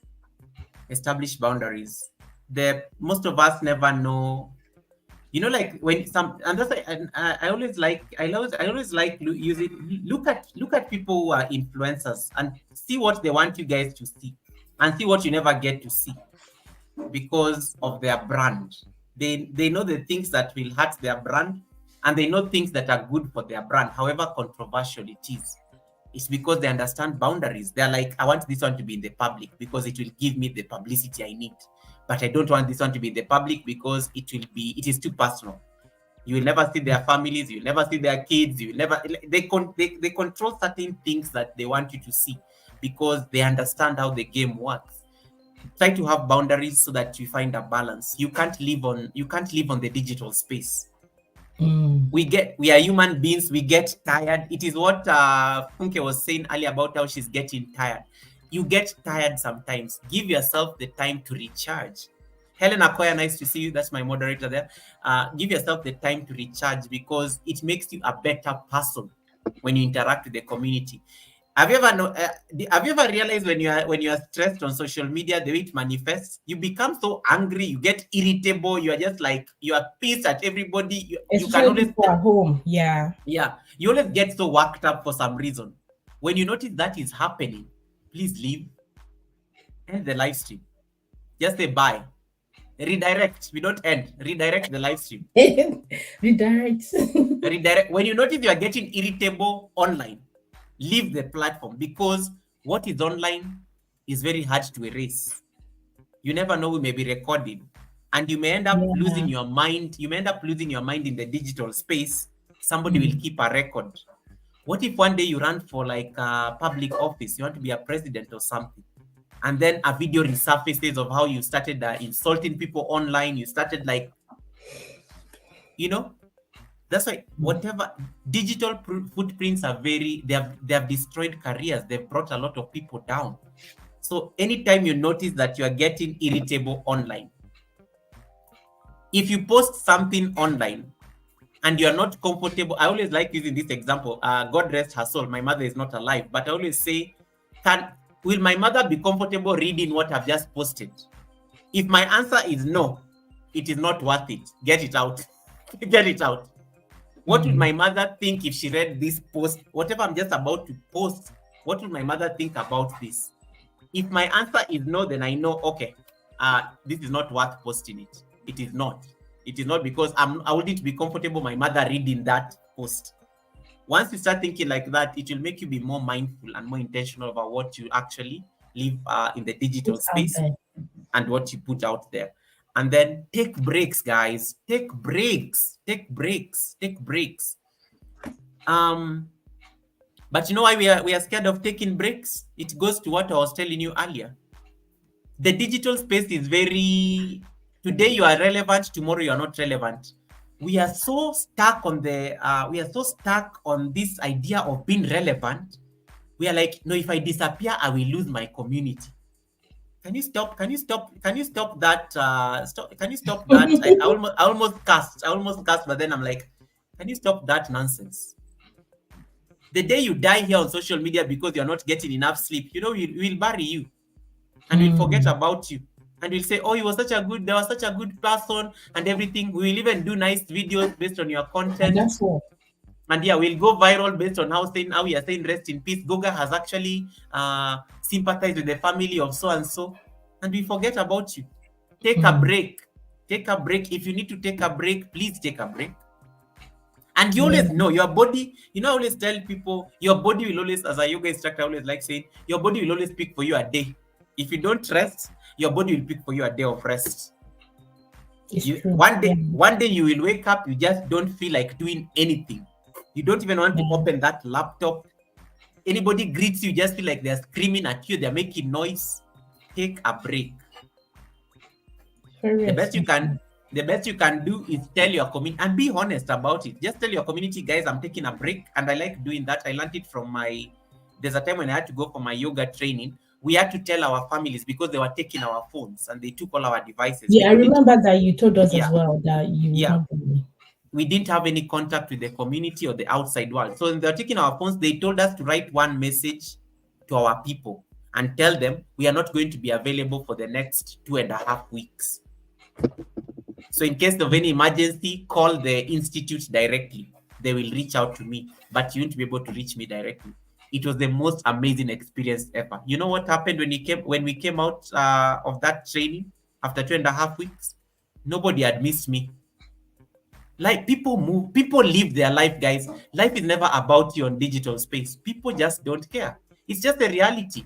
We all felt so bad, but I remember the instructors were asking us, the masters were asking us, how do you guys feel now that you have your phones and you see that maybe 1 or 2 people sent me messages, a few people tried to call, but it was either my boss looking for something. Nobody really bothered. Most of us, even people who had kids in the institute, we were so shocked. People didn't miss us while we were away for 2.5 weeks. So your community will always be there. Your community will always be there. Never think that when you take a break, you will lose them. They will still be there. Take a break. It is for your own sanity. It is you never take breaks for people. You take breaks for yourself so that you're a better person when you come back. You can also function well.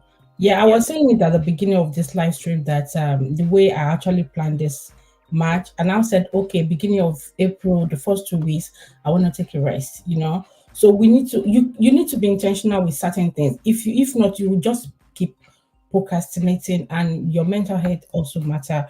And Clement Treasure asked a question. Can we kind of she's asking about why do people pretend content lies more than honesty? And I have a question myself here saying that do you think content in this digital space and all that, does it encourage people to pretend? Because it is what I want you to see that you're going to see. If I turn off my light now, you will see because at the beginning of this stream I said, oh, it seems I'm too light. I'm not as light as this, and I was trying to adjust it. So you look at me, this is me. Do you understand? So Absolutely. It makes me I'm not as this light. So do you think it makes people pretend more? So it's kind of go with what she's asking, that people believe the lies, not the honesty. I read someone saying they go into a stream and someone was sleeping and they have 1.9 maybe something K watching them for just sleeping. Meanwhile, if I do my content telling people about boundaries, what you should do, how to encourage yourself, it doesn't get views, but people will go there and just watch nonsense. So how would you kind of come into this question? Thank you so much. Hey, Lady Posh, nice to see you. I wanted to ask Juliet Olabinjo, are you still on the chat? Juliet, are you still here? Because I want to answer you using Juliet. Okay, let me see a question. She's still here, but let me see. Did she drop a question? Yeah. No. I want to use Juliet as an example because she's on the chat. There's a time we raided Juliet. We raided Juliet's live stream. And then there was no power in Nigeria. You know Nigeria and the problems when it comes to power. NEPA. Look, I started. You are Wait. NEPA. Yeah, me and NEPA. I know Funke is going to come for me. Funke doesn't like me talking about NEPA. Now, Juliet, we read her live stream. She has she was just enjoying herself. There were not many people on that live stream before we came in. And then of course we did the read. And then she was in darkness and it was at night. It was at night.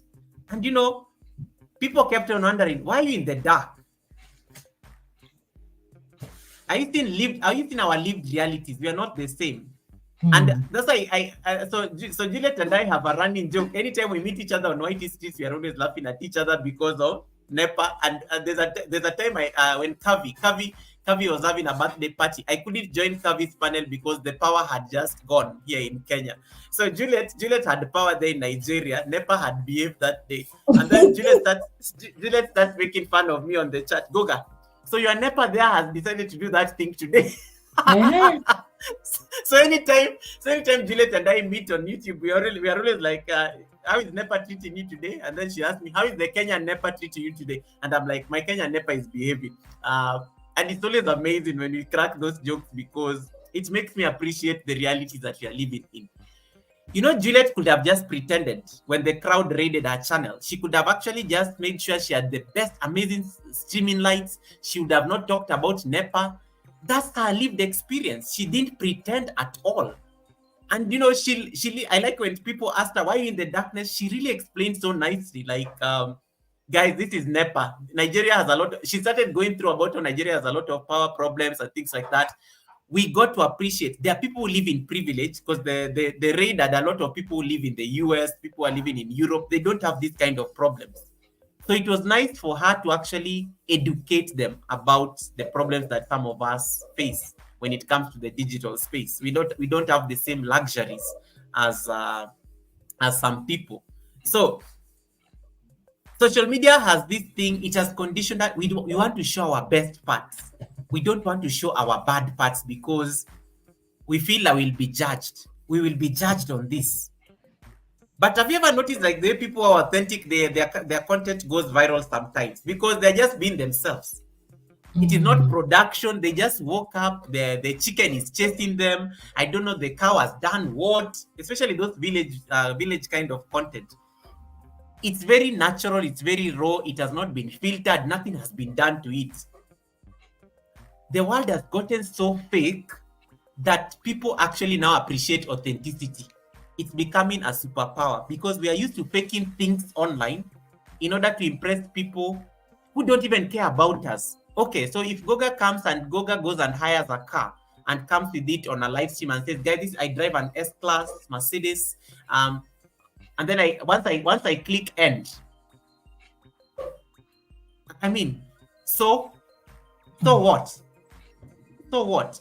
When you start thinking like that, it's almost like a very dangerous thinking. People connect to you based on the moment. The moment you are out of their sight, they've forgotten about you. They will say that, oh, Goga drives an S-Class Mercedes, and they just forget about it. It just becomes, because you just feel nice because people say that, but that also goes into your insecurities as a person. Why? Why do you care? Why do you care? Guys, I walk. If I walk, I was cracking a joke with one of my colleagues because the other day we were taking a walk, and my colleague refused to walk because she said what? No, people will see me walking and they'll think that I don't have a car, or they'll think that I don't have bus fare to take a bus. I am not walking. Health is wealth. We are so used to living on behalf of people that people must see. Like, no, people can't see me walking. Hey, Chineke, I beg, I'm not going to walk. They refuse to walk. They refuse to walk, and they are like, no, people will see me walking, they'll think I don't have bus fare. I am not walking. And I'm like, why? Why are we gotten so comfortable living on behalf of people who are living their best life? Funke is worrying about her music because she's a gospel artist. She has a family that she needs to worry about. She will see it in the moment. The moment I click end, the moment I'm out of the camera, I go back to my small house with the NEPA problems, the Kenyan NEPA problems, with the Wi-Fi that I hired. I go cook my small food. and that's my reality. You know your best, you know your most authentic life. You know that time when you are just in your own house alone, when you're just about to sleep. That is like the most authentic time you can be yourself, when nobody is watching you, when the camera is off, You when can it do is like just this. yeah, when you're just about to sleep. That is your most authentic self. So without the S-Class Mercedes, without the people liking my video and my pictures, I am nothing. I am something. I'm a human being. But social media and digital space has really conditioned us to live on behalf of people. No. Don't live on behalf of people. Live your own live your own best life. Okay, so you say you have 30 minutes, man. I think I've run out of time. So we'll do this another time. It might be towards the middle of the year, depending on its time. But I want to ask you this question. It might sound a bit personal. It's up to you if you want to answer. And I know you've mentioned about your mom in a few video that I've watched. Do you think she's proud of you right now? Yes, I think my mom is. I think I've tried to represent, and I've told I've been very. I think if it comes to sharing, I think I've been very vocal about my mother, because I always say she was the most amazing woman. It's tragic that we lost her when she was so young. And the other day when we were having her memory thing, and I remember I'm now at the age my mother died, and I'd always been so scared of getting to 35, because I was like, will I even get there or something? And when you're young, you have so many insecurities. And sometimes when you grow older, with the benefit of retrospect, you're like, what was that about? But then I'm like, you are growing, and it was okay. That was your reality as at that particular time. I think she'll be proud. I think I'd like to think that I'm making an impact in the community. I'm trying to help as much as I can. She used to be somebody who used to help people a lot, and she used to interface with the community a lot. She'll be proud. I do research. Whatever I do on social media, I literally do research. My mom was a decorated researcher in her company. That's what she used to do as a profession. I do my own research. I come and share the knowledge that I have. So I think she'll be proud. I don't think I've crossed any lines that I would be embarrassed. Of course, it would be crazy if she saw me and the glasses I normally wear sometimes, but that's I will block her at that point. That's just yeah. But I would say, of course, yeah, and of course, Kisha. I can't give birth to you. You're welcome, Kisha. I'm going to acknowledge you guys soon. I can't give birth to you. I'm not at that age, but if I have someone like that, of course, I will be proud of them. So, and the fact that the age you said she did pass on, you finally got into that stage and cross it. You've broken a record, and I pray that it's going to be like that. In Jesus' mighty name, amen. You shall remember her for good in Jesus' name. Exactly. There's more blessings to come. Don't let me turn it to prayer thing, because I know people will remind me. Yeah, so Musisi will make fun of you because Musisi knows you are emotional. Yeah, You're like, okay, let me acknowledge people.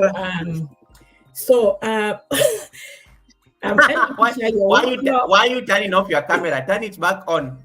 We have to cry. When we cry, we go viral. Let me acknowledge people. Why are you acknowledging people in darkness? And when I remember that part, I can think of myself like, what if I didn't make it 2 years ago, And would my children also be thinking of this at this age? You understand? So, and you're doing well. You're teaching us so many things. I don't know what to say than I don't know what else to say than to say keep doing it and continue to trust God. People are behind you, and God is behind you. Always put God in what you do as usual, and there's more to come. There's more that you're going to achieve in Jesus' name.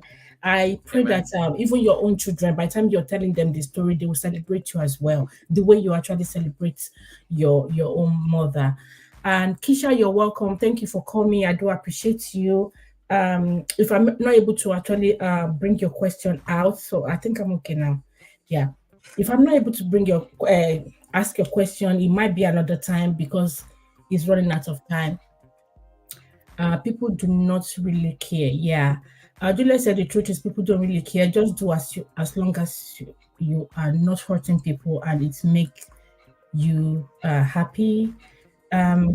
Host Kashi said your Goga, did you see that? It's because you're talking about Nigeria and Nepal.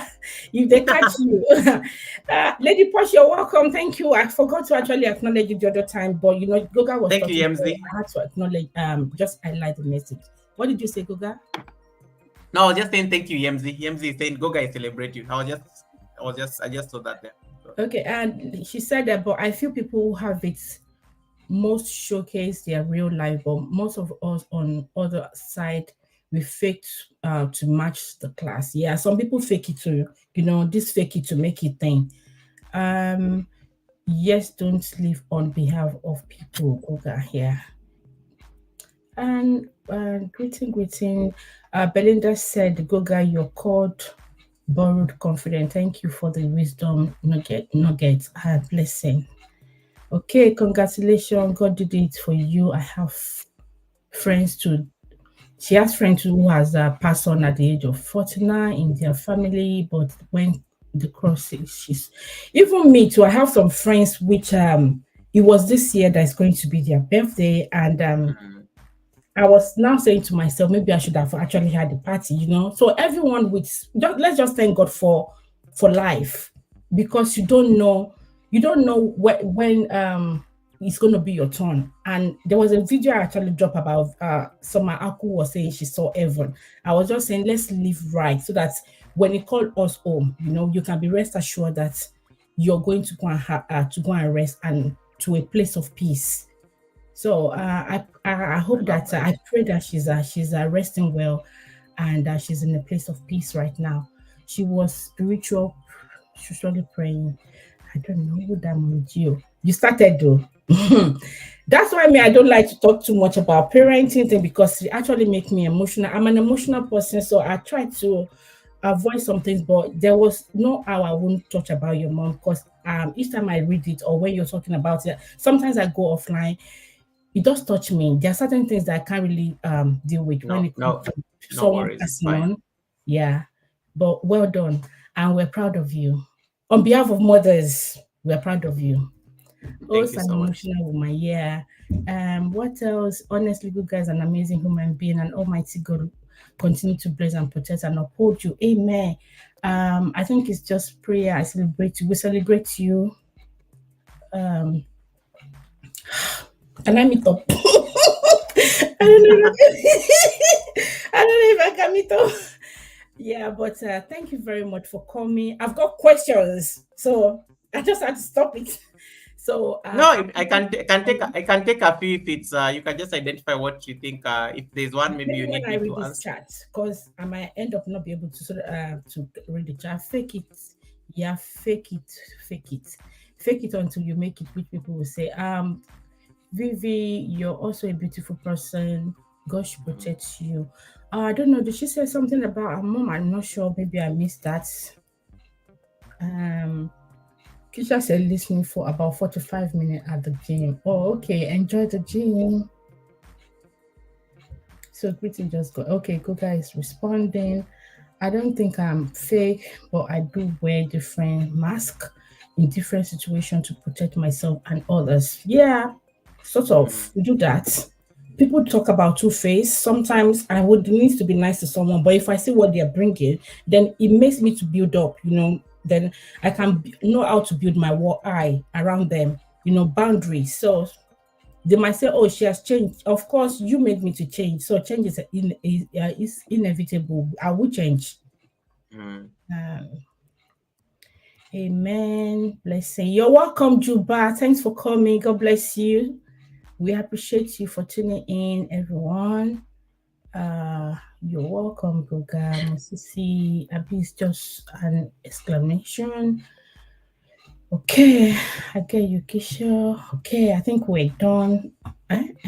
Yeah. Funke is Abi like Oluwani. No, Abi is like, isn't it? I think so, yeah. I think Abi is like you're asking, isn't it? So that's what Abi means. Like if I say, isn't it the other person did so thing? So Abi. I would say Abi, isn't it? Yeah, just reconfirming something. Anyway, that's That's how I can interpret it. So if Okay. anyone has better I thought it was yes, Oluwamiyo. pardon me, what I did you thought it say? was Oluwamiyo. Oluwa is God. Yes. Oh my God. Yeah, I know it. Oh my yeah, God. God. Oh, yeah, something like that. Did you say I should ask more? So let me see what was saying. Um, okay. How can individual ensure privacy and security while utilizing digital tools and platform for personal growth and development? Should I read that again? Yes, please. How can individual ensure privacy and security while utilizing digital tools and platform for personal growth and development? That's a good question because privacy is king, and what people don't know they can't ruin, and that's the thing that most. I think somebody said that earlier, but in different words. I think it was Clement Treasure, if I remember. What people don't know can't ruin, and that's why privacy is very important for you as somebody who is in the digital space. We interact with the digital world, and that's what I was telling you. Privacy is the one thing that most people don't know what is private anymore, because the moment you put it out there, it becomes public. It's no longer private because it means it's something that is there for public consumption. Wanga lady, nice to see you. So one of the things that you can be doing, use the tools that are there at your disposal. Think about the things, think about the things you want to share and those ones that you don't want to put in the public space. And then make sure that you're always very strict and very intentional and deliberate about them. Because the moment it becomes public, it's public. People will know, and it becomes a thing. It becomes a subject. It becomes like the example Clement Tresha was giving about that person who lost their son earlier on the comments. Yeah, I I was think reading. I read something similar. Yeah, there was a comment that Clement Tresha put up there about somebody who lost their son, and people started blaming that person because people started blaming that person by saying that it's because you expose your kids so much on the social media. And maybe it was just a natural, maybe they just lost their life naturally. But people will never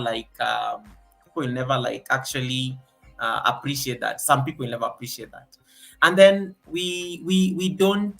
The thing is, I was talking about this on my live stream yesterday. You never know who is watching.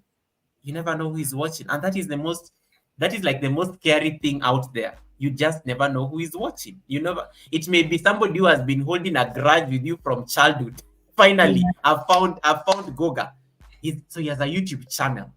So you never know who is watching. You never know what they are observing. You don't know the parts of your life that they are picking, and that's why you have to be very deliberate. The most basic thing we normally tell you, when you're making content, you don't shoot content and you start telling people where you live. Where they will be able to trace you. Yeah. Where they can trace you directly. They're like, oh, I know that building where Gorex is standing. Isn't that building the one next to, that place there in the UK? Isn't that wherever Juliet is? I know this market where Juliet is doing the live stream. And some people ask some would I say deep questions while you're online, and they expect you to answer just because they are your fans. Doesn't mean that you need to answer. So I do see some personal this thing. I was just like, Yeah, you don't even worry about them. You flip, you cross over. Notice this vertical thing that YouTube has introduced is bringing a lot of people in the community. Avon was talking about how his live stream got 2,000 views today. It had a lot of random people popping in and saying hi and everything. But somebody comes in and starts asking you something very personal, and you're like, I don't even know you. I don't know. Who are you, darling? I don't know you. I don't know you, and I don't owe you I don't owe you that information. But people always feel like they're obligated, like they need to know where you are, where do you live, where is your address, those kind of things. Never share that information online. When you're making content, be very deliberate about your surroundings. There are people who know how to zoom and they know where exactly you are. Privacy is key. When you're on a live stream, never disclose exactly where you are. Just try to like cover it in a nice way. And try to like feature more, avoid the buildings, focus more on the walls, the environment, either the trees or something like that. not something that can immediately like identify where you are.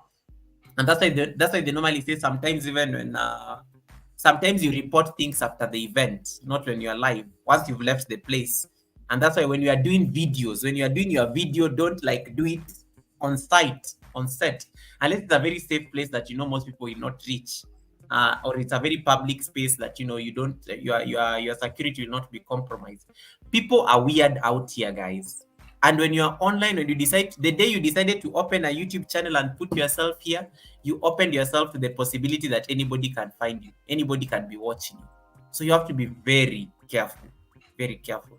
And your privacy is like that should be like the number one thing you do. Change your passwords, you know, basic things like that. How often do you change your password? Some of you, your passwords are it's your son's name 1 2 3 4.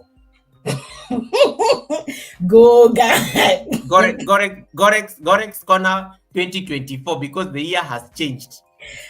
Go guy. So you have to be.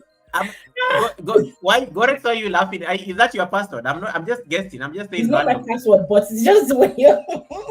It can't be my password. Some of you here, your password. Guess it. Some of you, your password there, it's your kid 1 2 3 4. If I go and type wangalady@gmail.com, password, let me use an example. Baby daddy 1 2 3 4. I'll be back. I'm inside their channel. So some of you have to change your passwords. Make sure the password is very strong. Musisi Kizito, our technology genius on the chat, will tell you this for free. You have to constantly keep changing those credentials so that you don't get into trouble. But some of us, we don't. The password that you use to open your YouTube channel is the same one that you use on your channel, even today. 4 years later, that is still your password. I know you guys are putting those laughing emojis because you know I'm talking to you. Those of you who are looking at me right now, change that password. Some of you have even forgotten your password, but because you logged onto YouTube and you've never logged out on that device, you are scared of logging out because you can't remember the password. Some of you have that particular problem. Some of you use a particular laptop or a computer that if somebody ever logged out or cleared the history, they have finished you. Change those passwords. Remember those passwords. Use a password manager to be able to in case you forget these passwords. Don't make your passwords the same for all the platforms. Some of you Instagram, Funke 1 2 3 4. Facebook, Funke 1 2 3 4. YouTube, Funke 1 2 3 4. TikTok, Funke 1 2 3 4. Change it up. Use a manager to be able to manage those particular things. Funke says, my husband is my password manager. See? I knew it. Lady Posh is like saying, forgetting password is me because I do change mine monthly. Okay, that's good enough.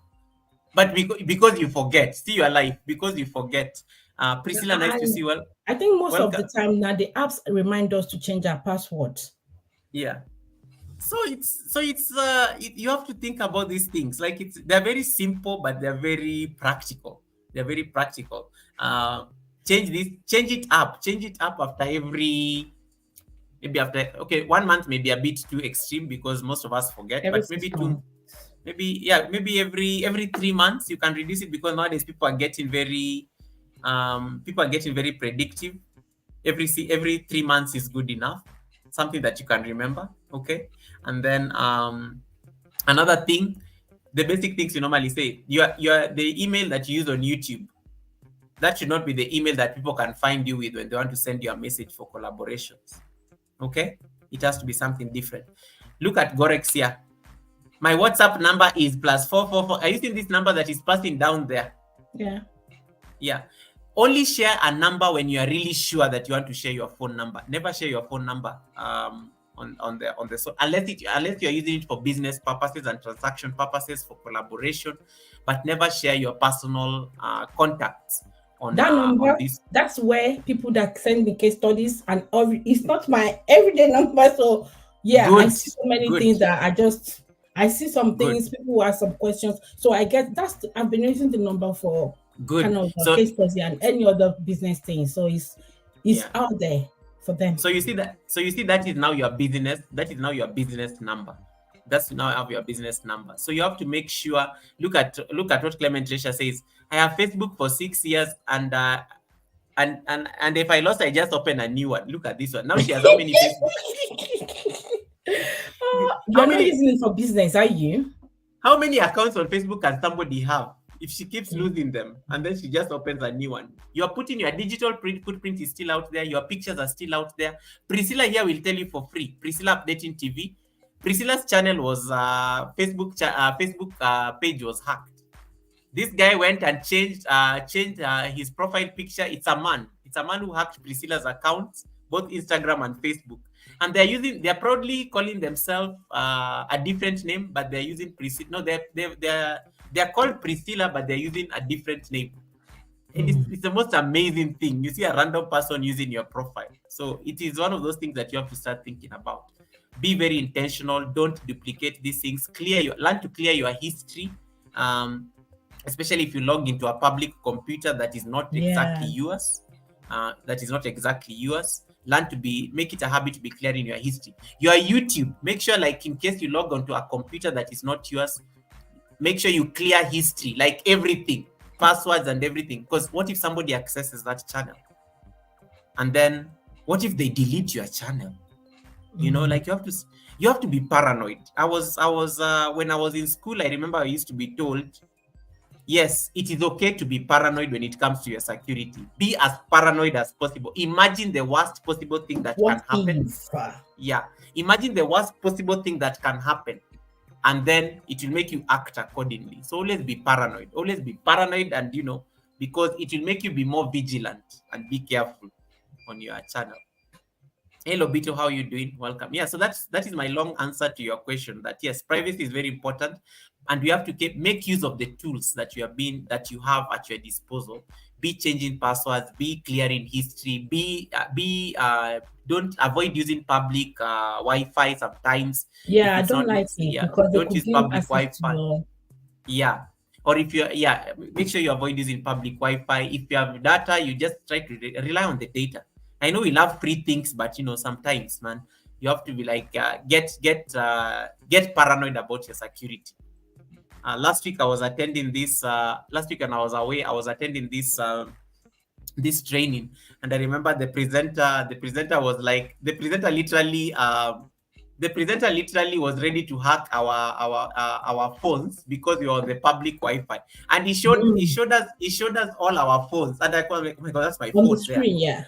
Yeah, he showed us all our phones on the screen, and I had to get something like that too, and they were showing. Thank God mine was not so. And so the screen, and everyone just thought, just be careful what you use. It was the most.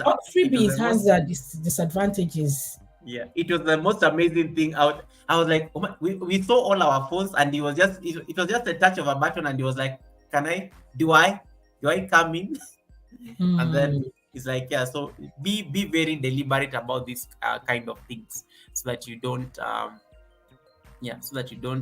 do that. Okay, so final question for you. This is a simple one, personal one, but you can answer it. What actually made you join YouTube? Content creator, influencer, the yoga thing? Because I remember when I met you, I even remember I can't remember the actual date where I met you, you understand, and all that. Then when you started doing this, your yoga thing, and I will tell you, like, I can't do this. You say, no, you can do it. Then gradually you transition into, this. What actually prompted, what motivated you? What was the reason why you joined YouTube? Or then I know this online Goga thing. How did Goga come on? Oh, that's a good thing. As I said earlier, when you asked me, my name is Goga. That's my son. It's my surname. It's my family name. It's my father's people's name. But when I joined YouTube, it was during COVID. I was bored. I wasn't going to work. We were under lockdown, and I just started teaching yoga because I was fresh from yoga school.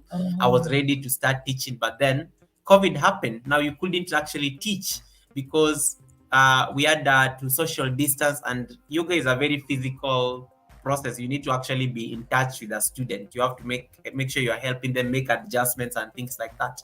So what happened when I lost that opportunity to teach in person, I was just idle in the house. I wasn't doing much, and I was like, wait, what if I actually do these things and I just document them because people are at home?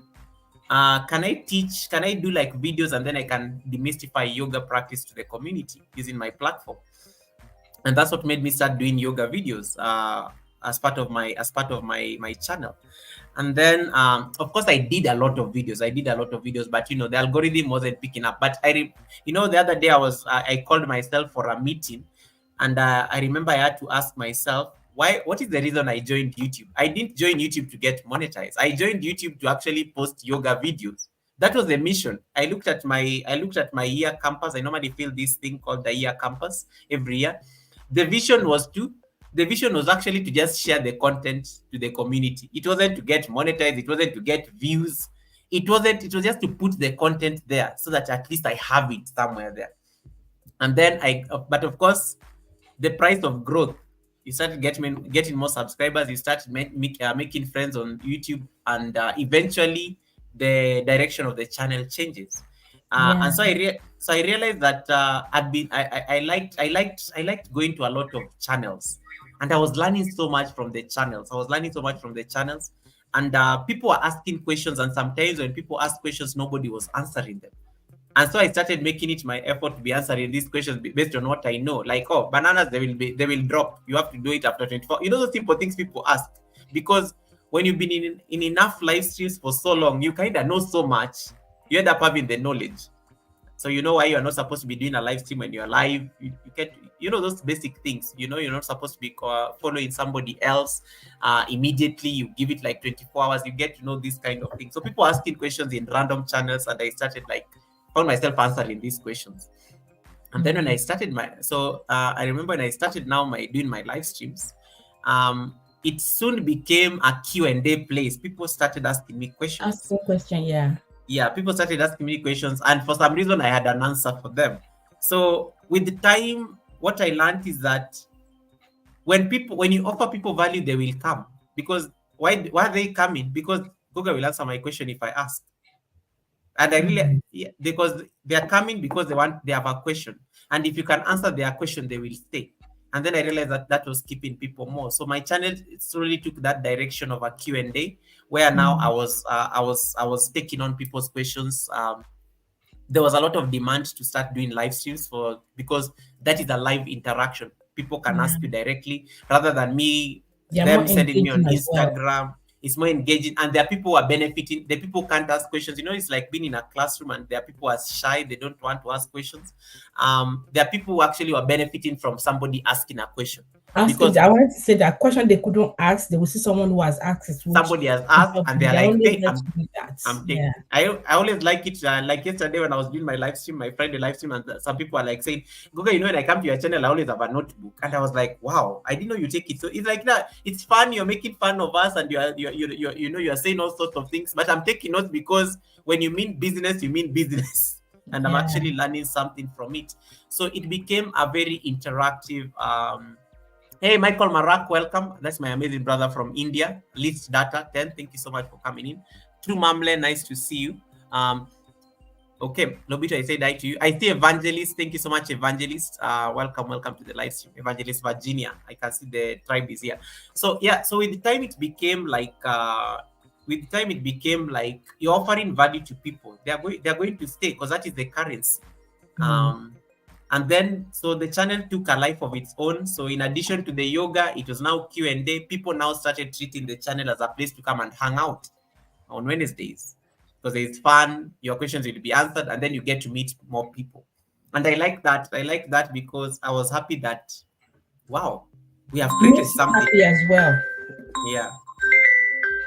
We have created something here. Yeah, we have created something here where the community is actually enjoying. They look forward to coming and hanging out with you. It is not easy to achieve that on YouTube. It is not. To get 30 people to come and sit with you for 2 hours, it's not something I take for granted. And you're not even, sometimes I don't even think I'm doing anything important. I'm just like there rambling on, talking about, guys, my phone has a problem. I'm complaining about the most. Sorry, guys. No worries. I'm complaining about the most basic things. I'm like, oh, I need a drink. Those simple things that are not even adding any value. But for some reason, people are seeing value in it. And that made me actually now see how to transition the channel very smoothly. So in addition to yoga, I was like, oh, they can be having interactive sessions with people. in addition to having interactive sessions with people, we can be helping people solve their problems. If I don't know, I always ask. I know I have a lot of friends, and I have a very rich network of people who can help you solve that problem. And sometimes problems are solved on a live stream. Like, I'm like, guys, I don't know this, I don't know how to handle this, but somebody on the chat will come and say, no, Goga, this is how you go, this is how you go about it. And so the platform has slowly transitioned into a place where people find solutions for the things that are bothering them. And that's become our classroom. Yeah, it's a classroom. Yeah, it's a classroom. It's a hangout place. There are people who have made very good friends from the friendship. Friendship. Yeah, you get to know people, and for yourself as well. You know, being in that space that people are now looking up to. Majority of us are coming also with. How does it make you feel? No, it's nice because I always, I used to be told that, you always need to position yourself to create a legacy in whatever you do. Position yourself for impact. You get to a certain place in your life, and this also happens in the digital space because this is our topic today. You get to a certain level in your life when it comes to growth. You have to start positioning yourself for impact. And for me, I always say, I think I find myself leaning now towards that general direction. What is the legacy I'm leaving? If I wake up tomorrow and I'm like, guys, I'm done with YouTube, will people remember that at least did I make like their life different? Did I help somebody, get to where they needed to get at that particular point? I was there. So it's important. I think as I get older, I think I find that I'm getting so deep sometimes when I start thinking, and but I think it's also an age thing. So as you grow older, you start like appreciating the wisdom that comes with the people who have gone before you on why they did certain things. So for me, I now look at it. It makes me feel like I'm making an impact. It is nice to be. It is nice to be called upon. It is nice, like when you go into somebody's channel and the people just get excited. Sometimes I have to hide in. Sometimes I have to hide in the bush because I'm going to ruin the whole live stream for a bit because Google has walked into the chat. And it makes me feel like, yes, I don't want to distract the host, but it feels nice. It feels like, so it means there's an impact in what I'm doing. It means I'm doing my part as a human being and I'm making life better for the next person. And that's why this year we are saying leave no one behind. So in case you can make somebody's life better, you have the resources, you have the power, you have the network. Do it. It doesn't take anything away from you. If I decide to make people, if I tell you to come to my community and I introduce you to my friends, I don't lose anything out of it. It doesn't bother me, because if that is what is going to make you achieve your highest potential, then I'm happy that I made it happen. I'm happy that I created the forum for that interaction to happen and for you to get to understand your best self. So that's what it makes me feel. And I'm human. I'm not infallible. I have my weaknesses, but it's a human thing. But if I can do it in my own little way, then it means that I've done my part and I've positioned myself for impact. And that has a ripple effect. And that's why we always say, pay it forward. If I do something nice for you and it helps you, can you pay it forward to the next person? Yeah, it makes the world a better place and it makes us keep growing as a community together. So, yep. Thank you. And the Global Online Digital Online Digital Association as well, how they finally come up with it, it's quite good. I like it. No, it's all of the moment they they bring that name on, and it's having that effect. It's showing that effect. I like it because it was one of my, I always tell you, your supporters, I have the most crazy supporters and I love them because one day we are discussing serious things. The next day we are collecting receipts. The other day we are collecting gossip on somebody. The other time we are trying to solve a relationship problem. Then one of them just randomly decided to say, Goga, Global Online Giants Association. What do you think about it? And I was like, this is a bit too random, but I love it because I'm in the process of rebranding the channel, so I needed to drop the yoga because the channel has expanded. It's no longer just yoga. It's a lot of things happening there. So I'm trying to position Goga as a channel for all these other things that can happen. You get to a certain level also in the digital space where you have to start thinking about your growth, rebrand if it's necessary, So people are like, okay, Goga, we come to your live stream, we are not seeing yoga, but we are talking, we are discussing receipts. And I had to start thinking of what name do I want to use. I thought of a lot of names, Goga's World, Goga's I don't know, But then one day I just woke up and I was just taking a shower and I was like, why can't I just be Goga? It's my name. And that's it. And it gives me those possibilities. Hey, Rebecca Prince, nice to see you. That's my amazing sister based in the UK as well. Yeah, so it opens me to possibilities to do anything. You can eat with Goga, you can walk with Goga, you can dance with Goga, you can talk to Goga, you can ask Goga questions, you can do yoga with Goga. Goga. You can do anything under the sun. And one of my channel members said it so nicely in his live stream one day when he was introducing me to his community. And he said, Goga is nice. It's a brand. It's like, and then he was giving examples like, with celebrities who have one name. It's like Prince. It's like Rihanna, Beyonce, Goga. That's what he kept on saying. And I was like, I love it. It's like, yeah. So I was like, that is it. And until Hillbound Dennis is my amazing brother here in Kenya. He said, Goga, we are calling it, you are the Global Online Giants Association. So if you have changed your name, then it fits perfectly well. So he expanded it and said, Goga is now an acronym rather than just a name. And I was like, I'm still getting a hang of it. I don't want it to get into my head because it makes me feel kind of proud and my head is swelling. But I love it. Because we are giants, guys. We are giants, and you are part of the tribe. And I'm happy that it's becoming. The name is actually taking that angle. I love it. It makes me feel nice. That's fine. Thank you very much, Goga. Is there any other question? Is there anything you want to say? I know I've gone more beyond the time you stated, and I'm sorry about that.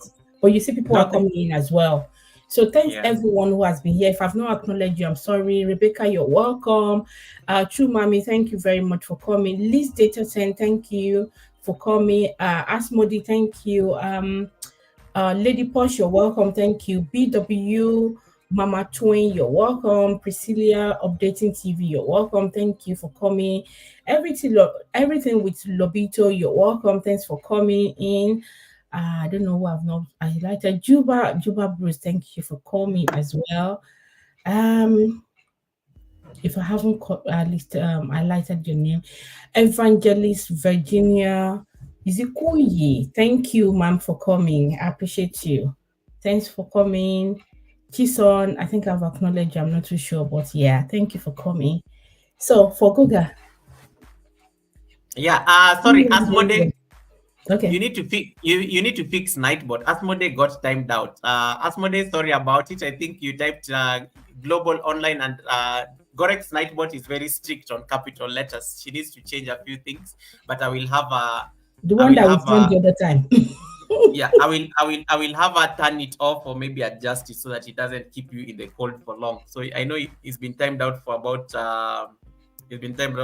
2 minutes, but anyway, he should be back by now. The good thing he can hear, he just that he can't chat.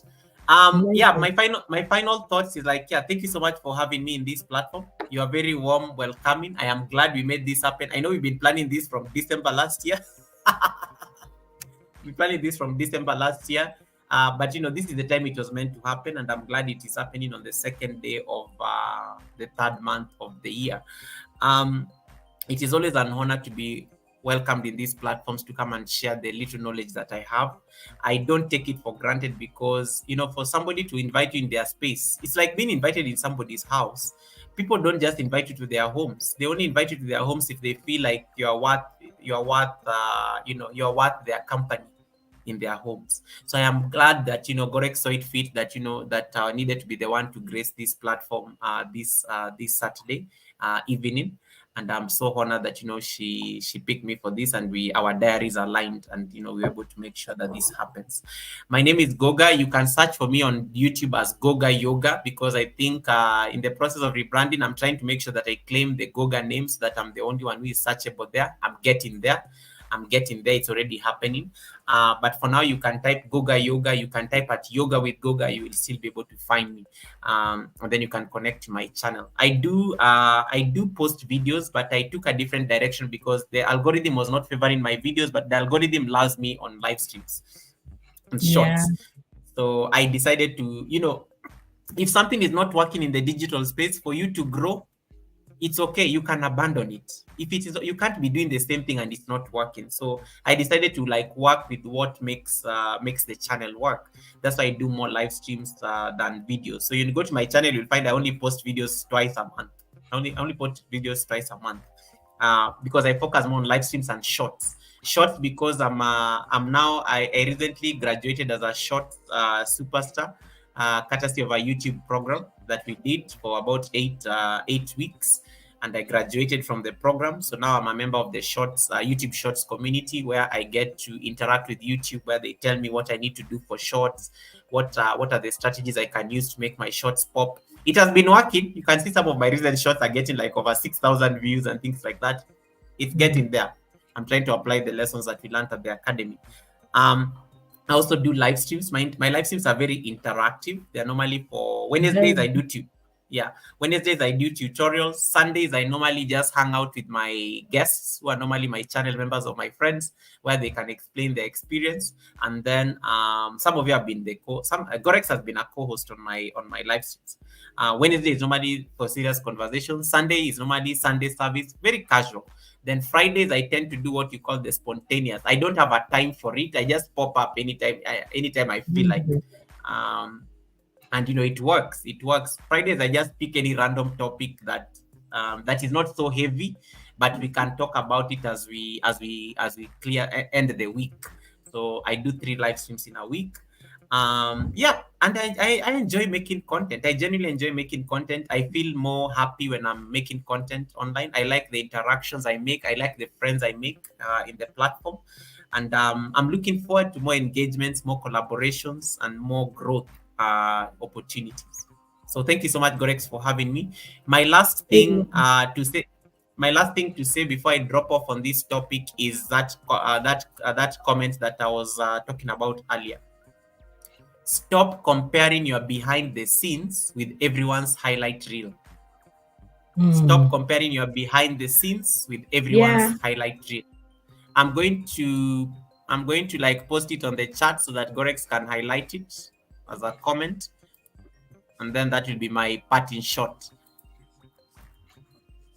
I hope I was helpful. I hope Gorex, we achieved the topic. I think we have to some extent.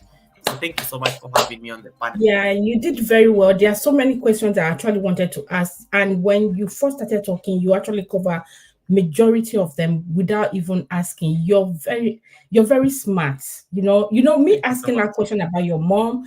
There's so many things that even just few minutes of you starting, I just said, oh, his mom is going to be so proud of him. So me asking that, I know you're very smart, and people will say sky is your limit. I don't know what the limit will, but I know you're going places. And by God's grace, you will remember this day as well. You will only share tears of joy in Jesus' mighty name. The Lord will lead you. Wherever you lay your hands on, it will prosper in Jesus' mighty name. Those evil eyes will not touch you in Jesus' mighty name. And God will surpass all your expectation in Jesus' mighty name. Amen. Okay, I know I'm going to stop. Yeah. Thank you, thank you, everyone. Thank you. If anyone has a question, it will have to be another time. And did you drop the one you want me to highlight? Yes, I dropped it. I've seen it. This is it. And please, if you're not connected to Goga, I think everyone here is connected to Goga. I pin his link. Please use his link to go to his house. And I do enjoy his live stream. Yes, I now do more live stream. It's a bit more comfortable for me, and I don't get too much be on the screen for too much because it started affecting my eyes. So I had to my by the time I was going to upgrade this, it was a massive upgrade. When I mean, the length will kind of increase, sort of. So you need to kind of compare what works for you as well. So I don't have to edit all the time. When you talk, when we say buy and that's buy. And recently I've been doing shorts as well. I don't know if anyone noticed it. I'll post like 3-4 shorts. I don't know, I've gained like more than 200 subscribers in under 1 month or in under 2 weeks. There was one that I posted and I got like more than 100 subscribers in 2 days. So I'm trying. So because I spend time also talking about the boundaries and others and how we can go and improve ourselves. It's not really moving as such. I'm not the type that really watch or concentrate on the views as such. But if someone gains from what I've actually put out there, it gives me peace. I'm happy with it because the person might help the next person again. I don't know. So it depends anyway, but the short also is working for me. So I can testify to that. Thank you, Goga, for coming. Thank you, everyone who has been here. You've made it so engaging. God bless you. I know I've taken his time as well. I really appreciate you. Thank you. I don't know what to say, and we're done. And we're going to raid. Thank you. I don't know who we're going to raid. You want to say something? No, I was just going to drop off so that I can be on the chat as you do your raid. But thank you so much for having me, guys. I will see you on the YT streets. Don't compromise on your growth. Keep growing. Don't be scared of technology. It is a tool that is there to just make your life a bit easier. Never compromise on your values in the name of making content. I love you guys. Thank you so much. I will see you on the next one. See ya. So thank you. That's Goga. Hey. Thank you for coming. Thank you everyone who has been here. Global Online Giant Association. I pray that the way you plan the name to be, it will be that way, and even God will surpass your expectation on that as well. So I hope everyone or people have gained one or two things from what we've discussed today. I saw some questions and that was being sent to me. Some of them were long, so don't think I've ignored your message. I appreciate you for actually dropping those messages. I'm not going to overwhelm him. He will run away from next time when I call him. And he's a very, very busy man. So for him to also grace my platform is also a privilege. I know I've been to his before, but it doesn't matter. But I know it's very busy for him to actually come and spend this time. I thought he was going to spend an hour, then we're going to talk about other things, but he went and spent more time. So I appreciate you guys all for coming. All Goga's moderator that has been here, we appreciate you. Thanks for coming. I don't know what to say again. Thank you. I appreciate you. And we're going to rate now. And let me check who we are going to rate. Let me just quickly highlight all these messages. Please appreciate Goga for me.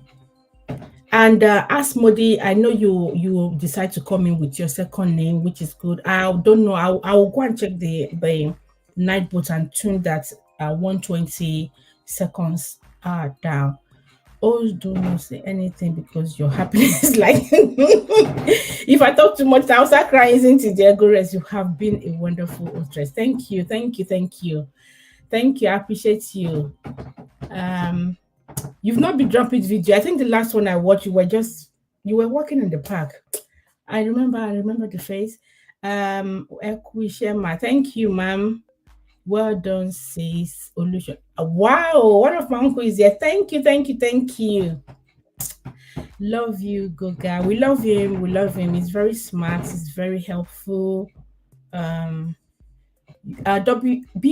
Mama Twin, thank you for still being here. I don't know if I've connected to you, but if not, I'll try and check. God need me to remember. I'll try and check you out. Thank you. Asmodi, True Mommy as well. Thank you. Everyone, thank you. So I think I'm done now. Okay, let me see who we are going to rate.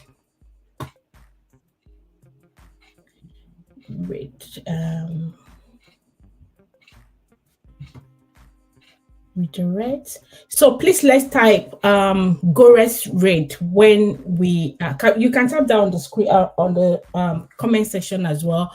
Gores rate. So I have Sanjay here. I have Namusa here. Namusa actually started before me. That Namusa, she can go hours. She's trying. She has strength. Well, I have Latoya. Latoya too has and I have Auntie Pia here. These are the 4 people I have that are on live stream at the moment. So I'm just going to check the comment section to see who is on live. So Chiston, if you're still here, I'm still going to come to you, but you know, we have to shuffle it around.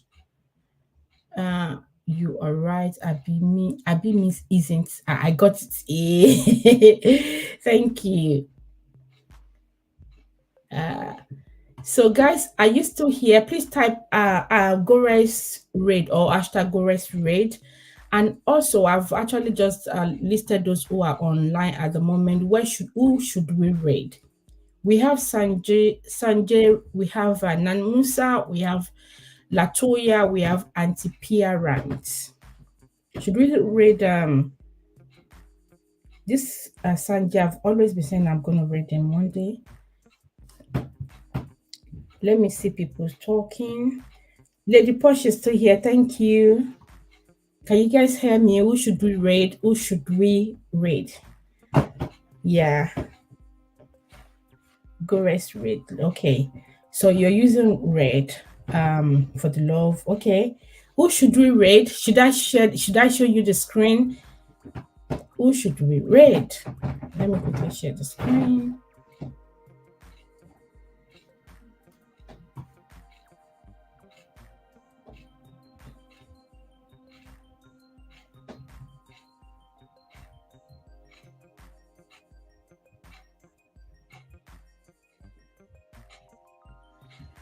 Who should we raid, please? Hashtag Gores Corner. Okay. I'm so tired, God knows.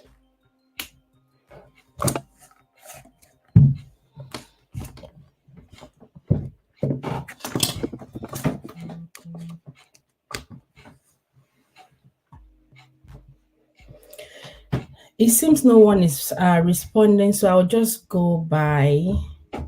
Let me see how many people they have. So if whoever has few, I know. Let me see.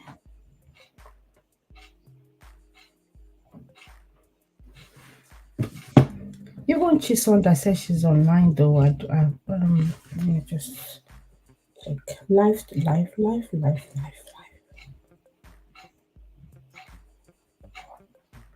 And it's even those. So Latoya has 71 people on. Nanmusa has 13 people. Sanjay has 17, and Auntie Pia has 25. So I think is Nanmusa. So we're going to raise Nanmusa now. This when you get there, type Gores raid or hashtag Gores raid. Thank you. And also remember, Chison says she has a live stream. I don't know the time really. Let me check. But this thing wasn't even on as well. So you can please also visit. You can take Uber to her place if you have multiple gadgets. Thank you, guys. I'm on now. I'm gonna join you. I'm going to join you very soon. Guys, please, you can use Uber to get to Chison's house.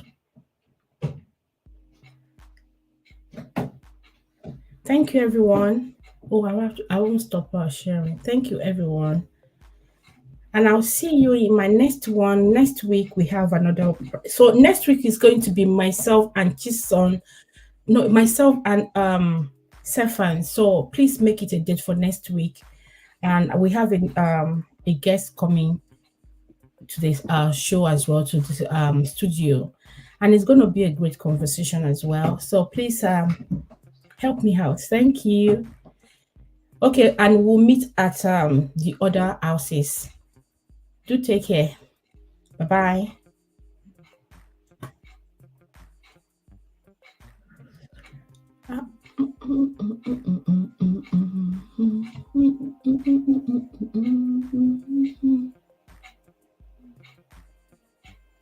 Bye, everyone. See you at the other house.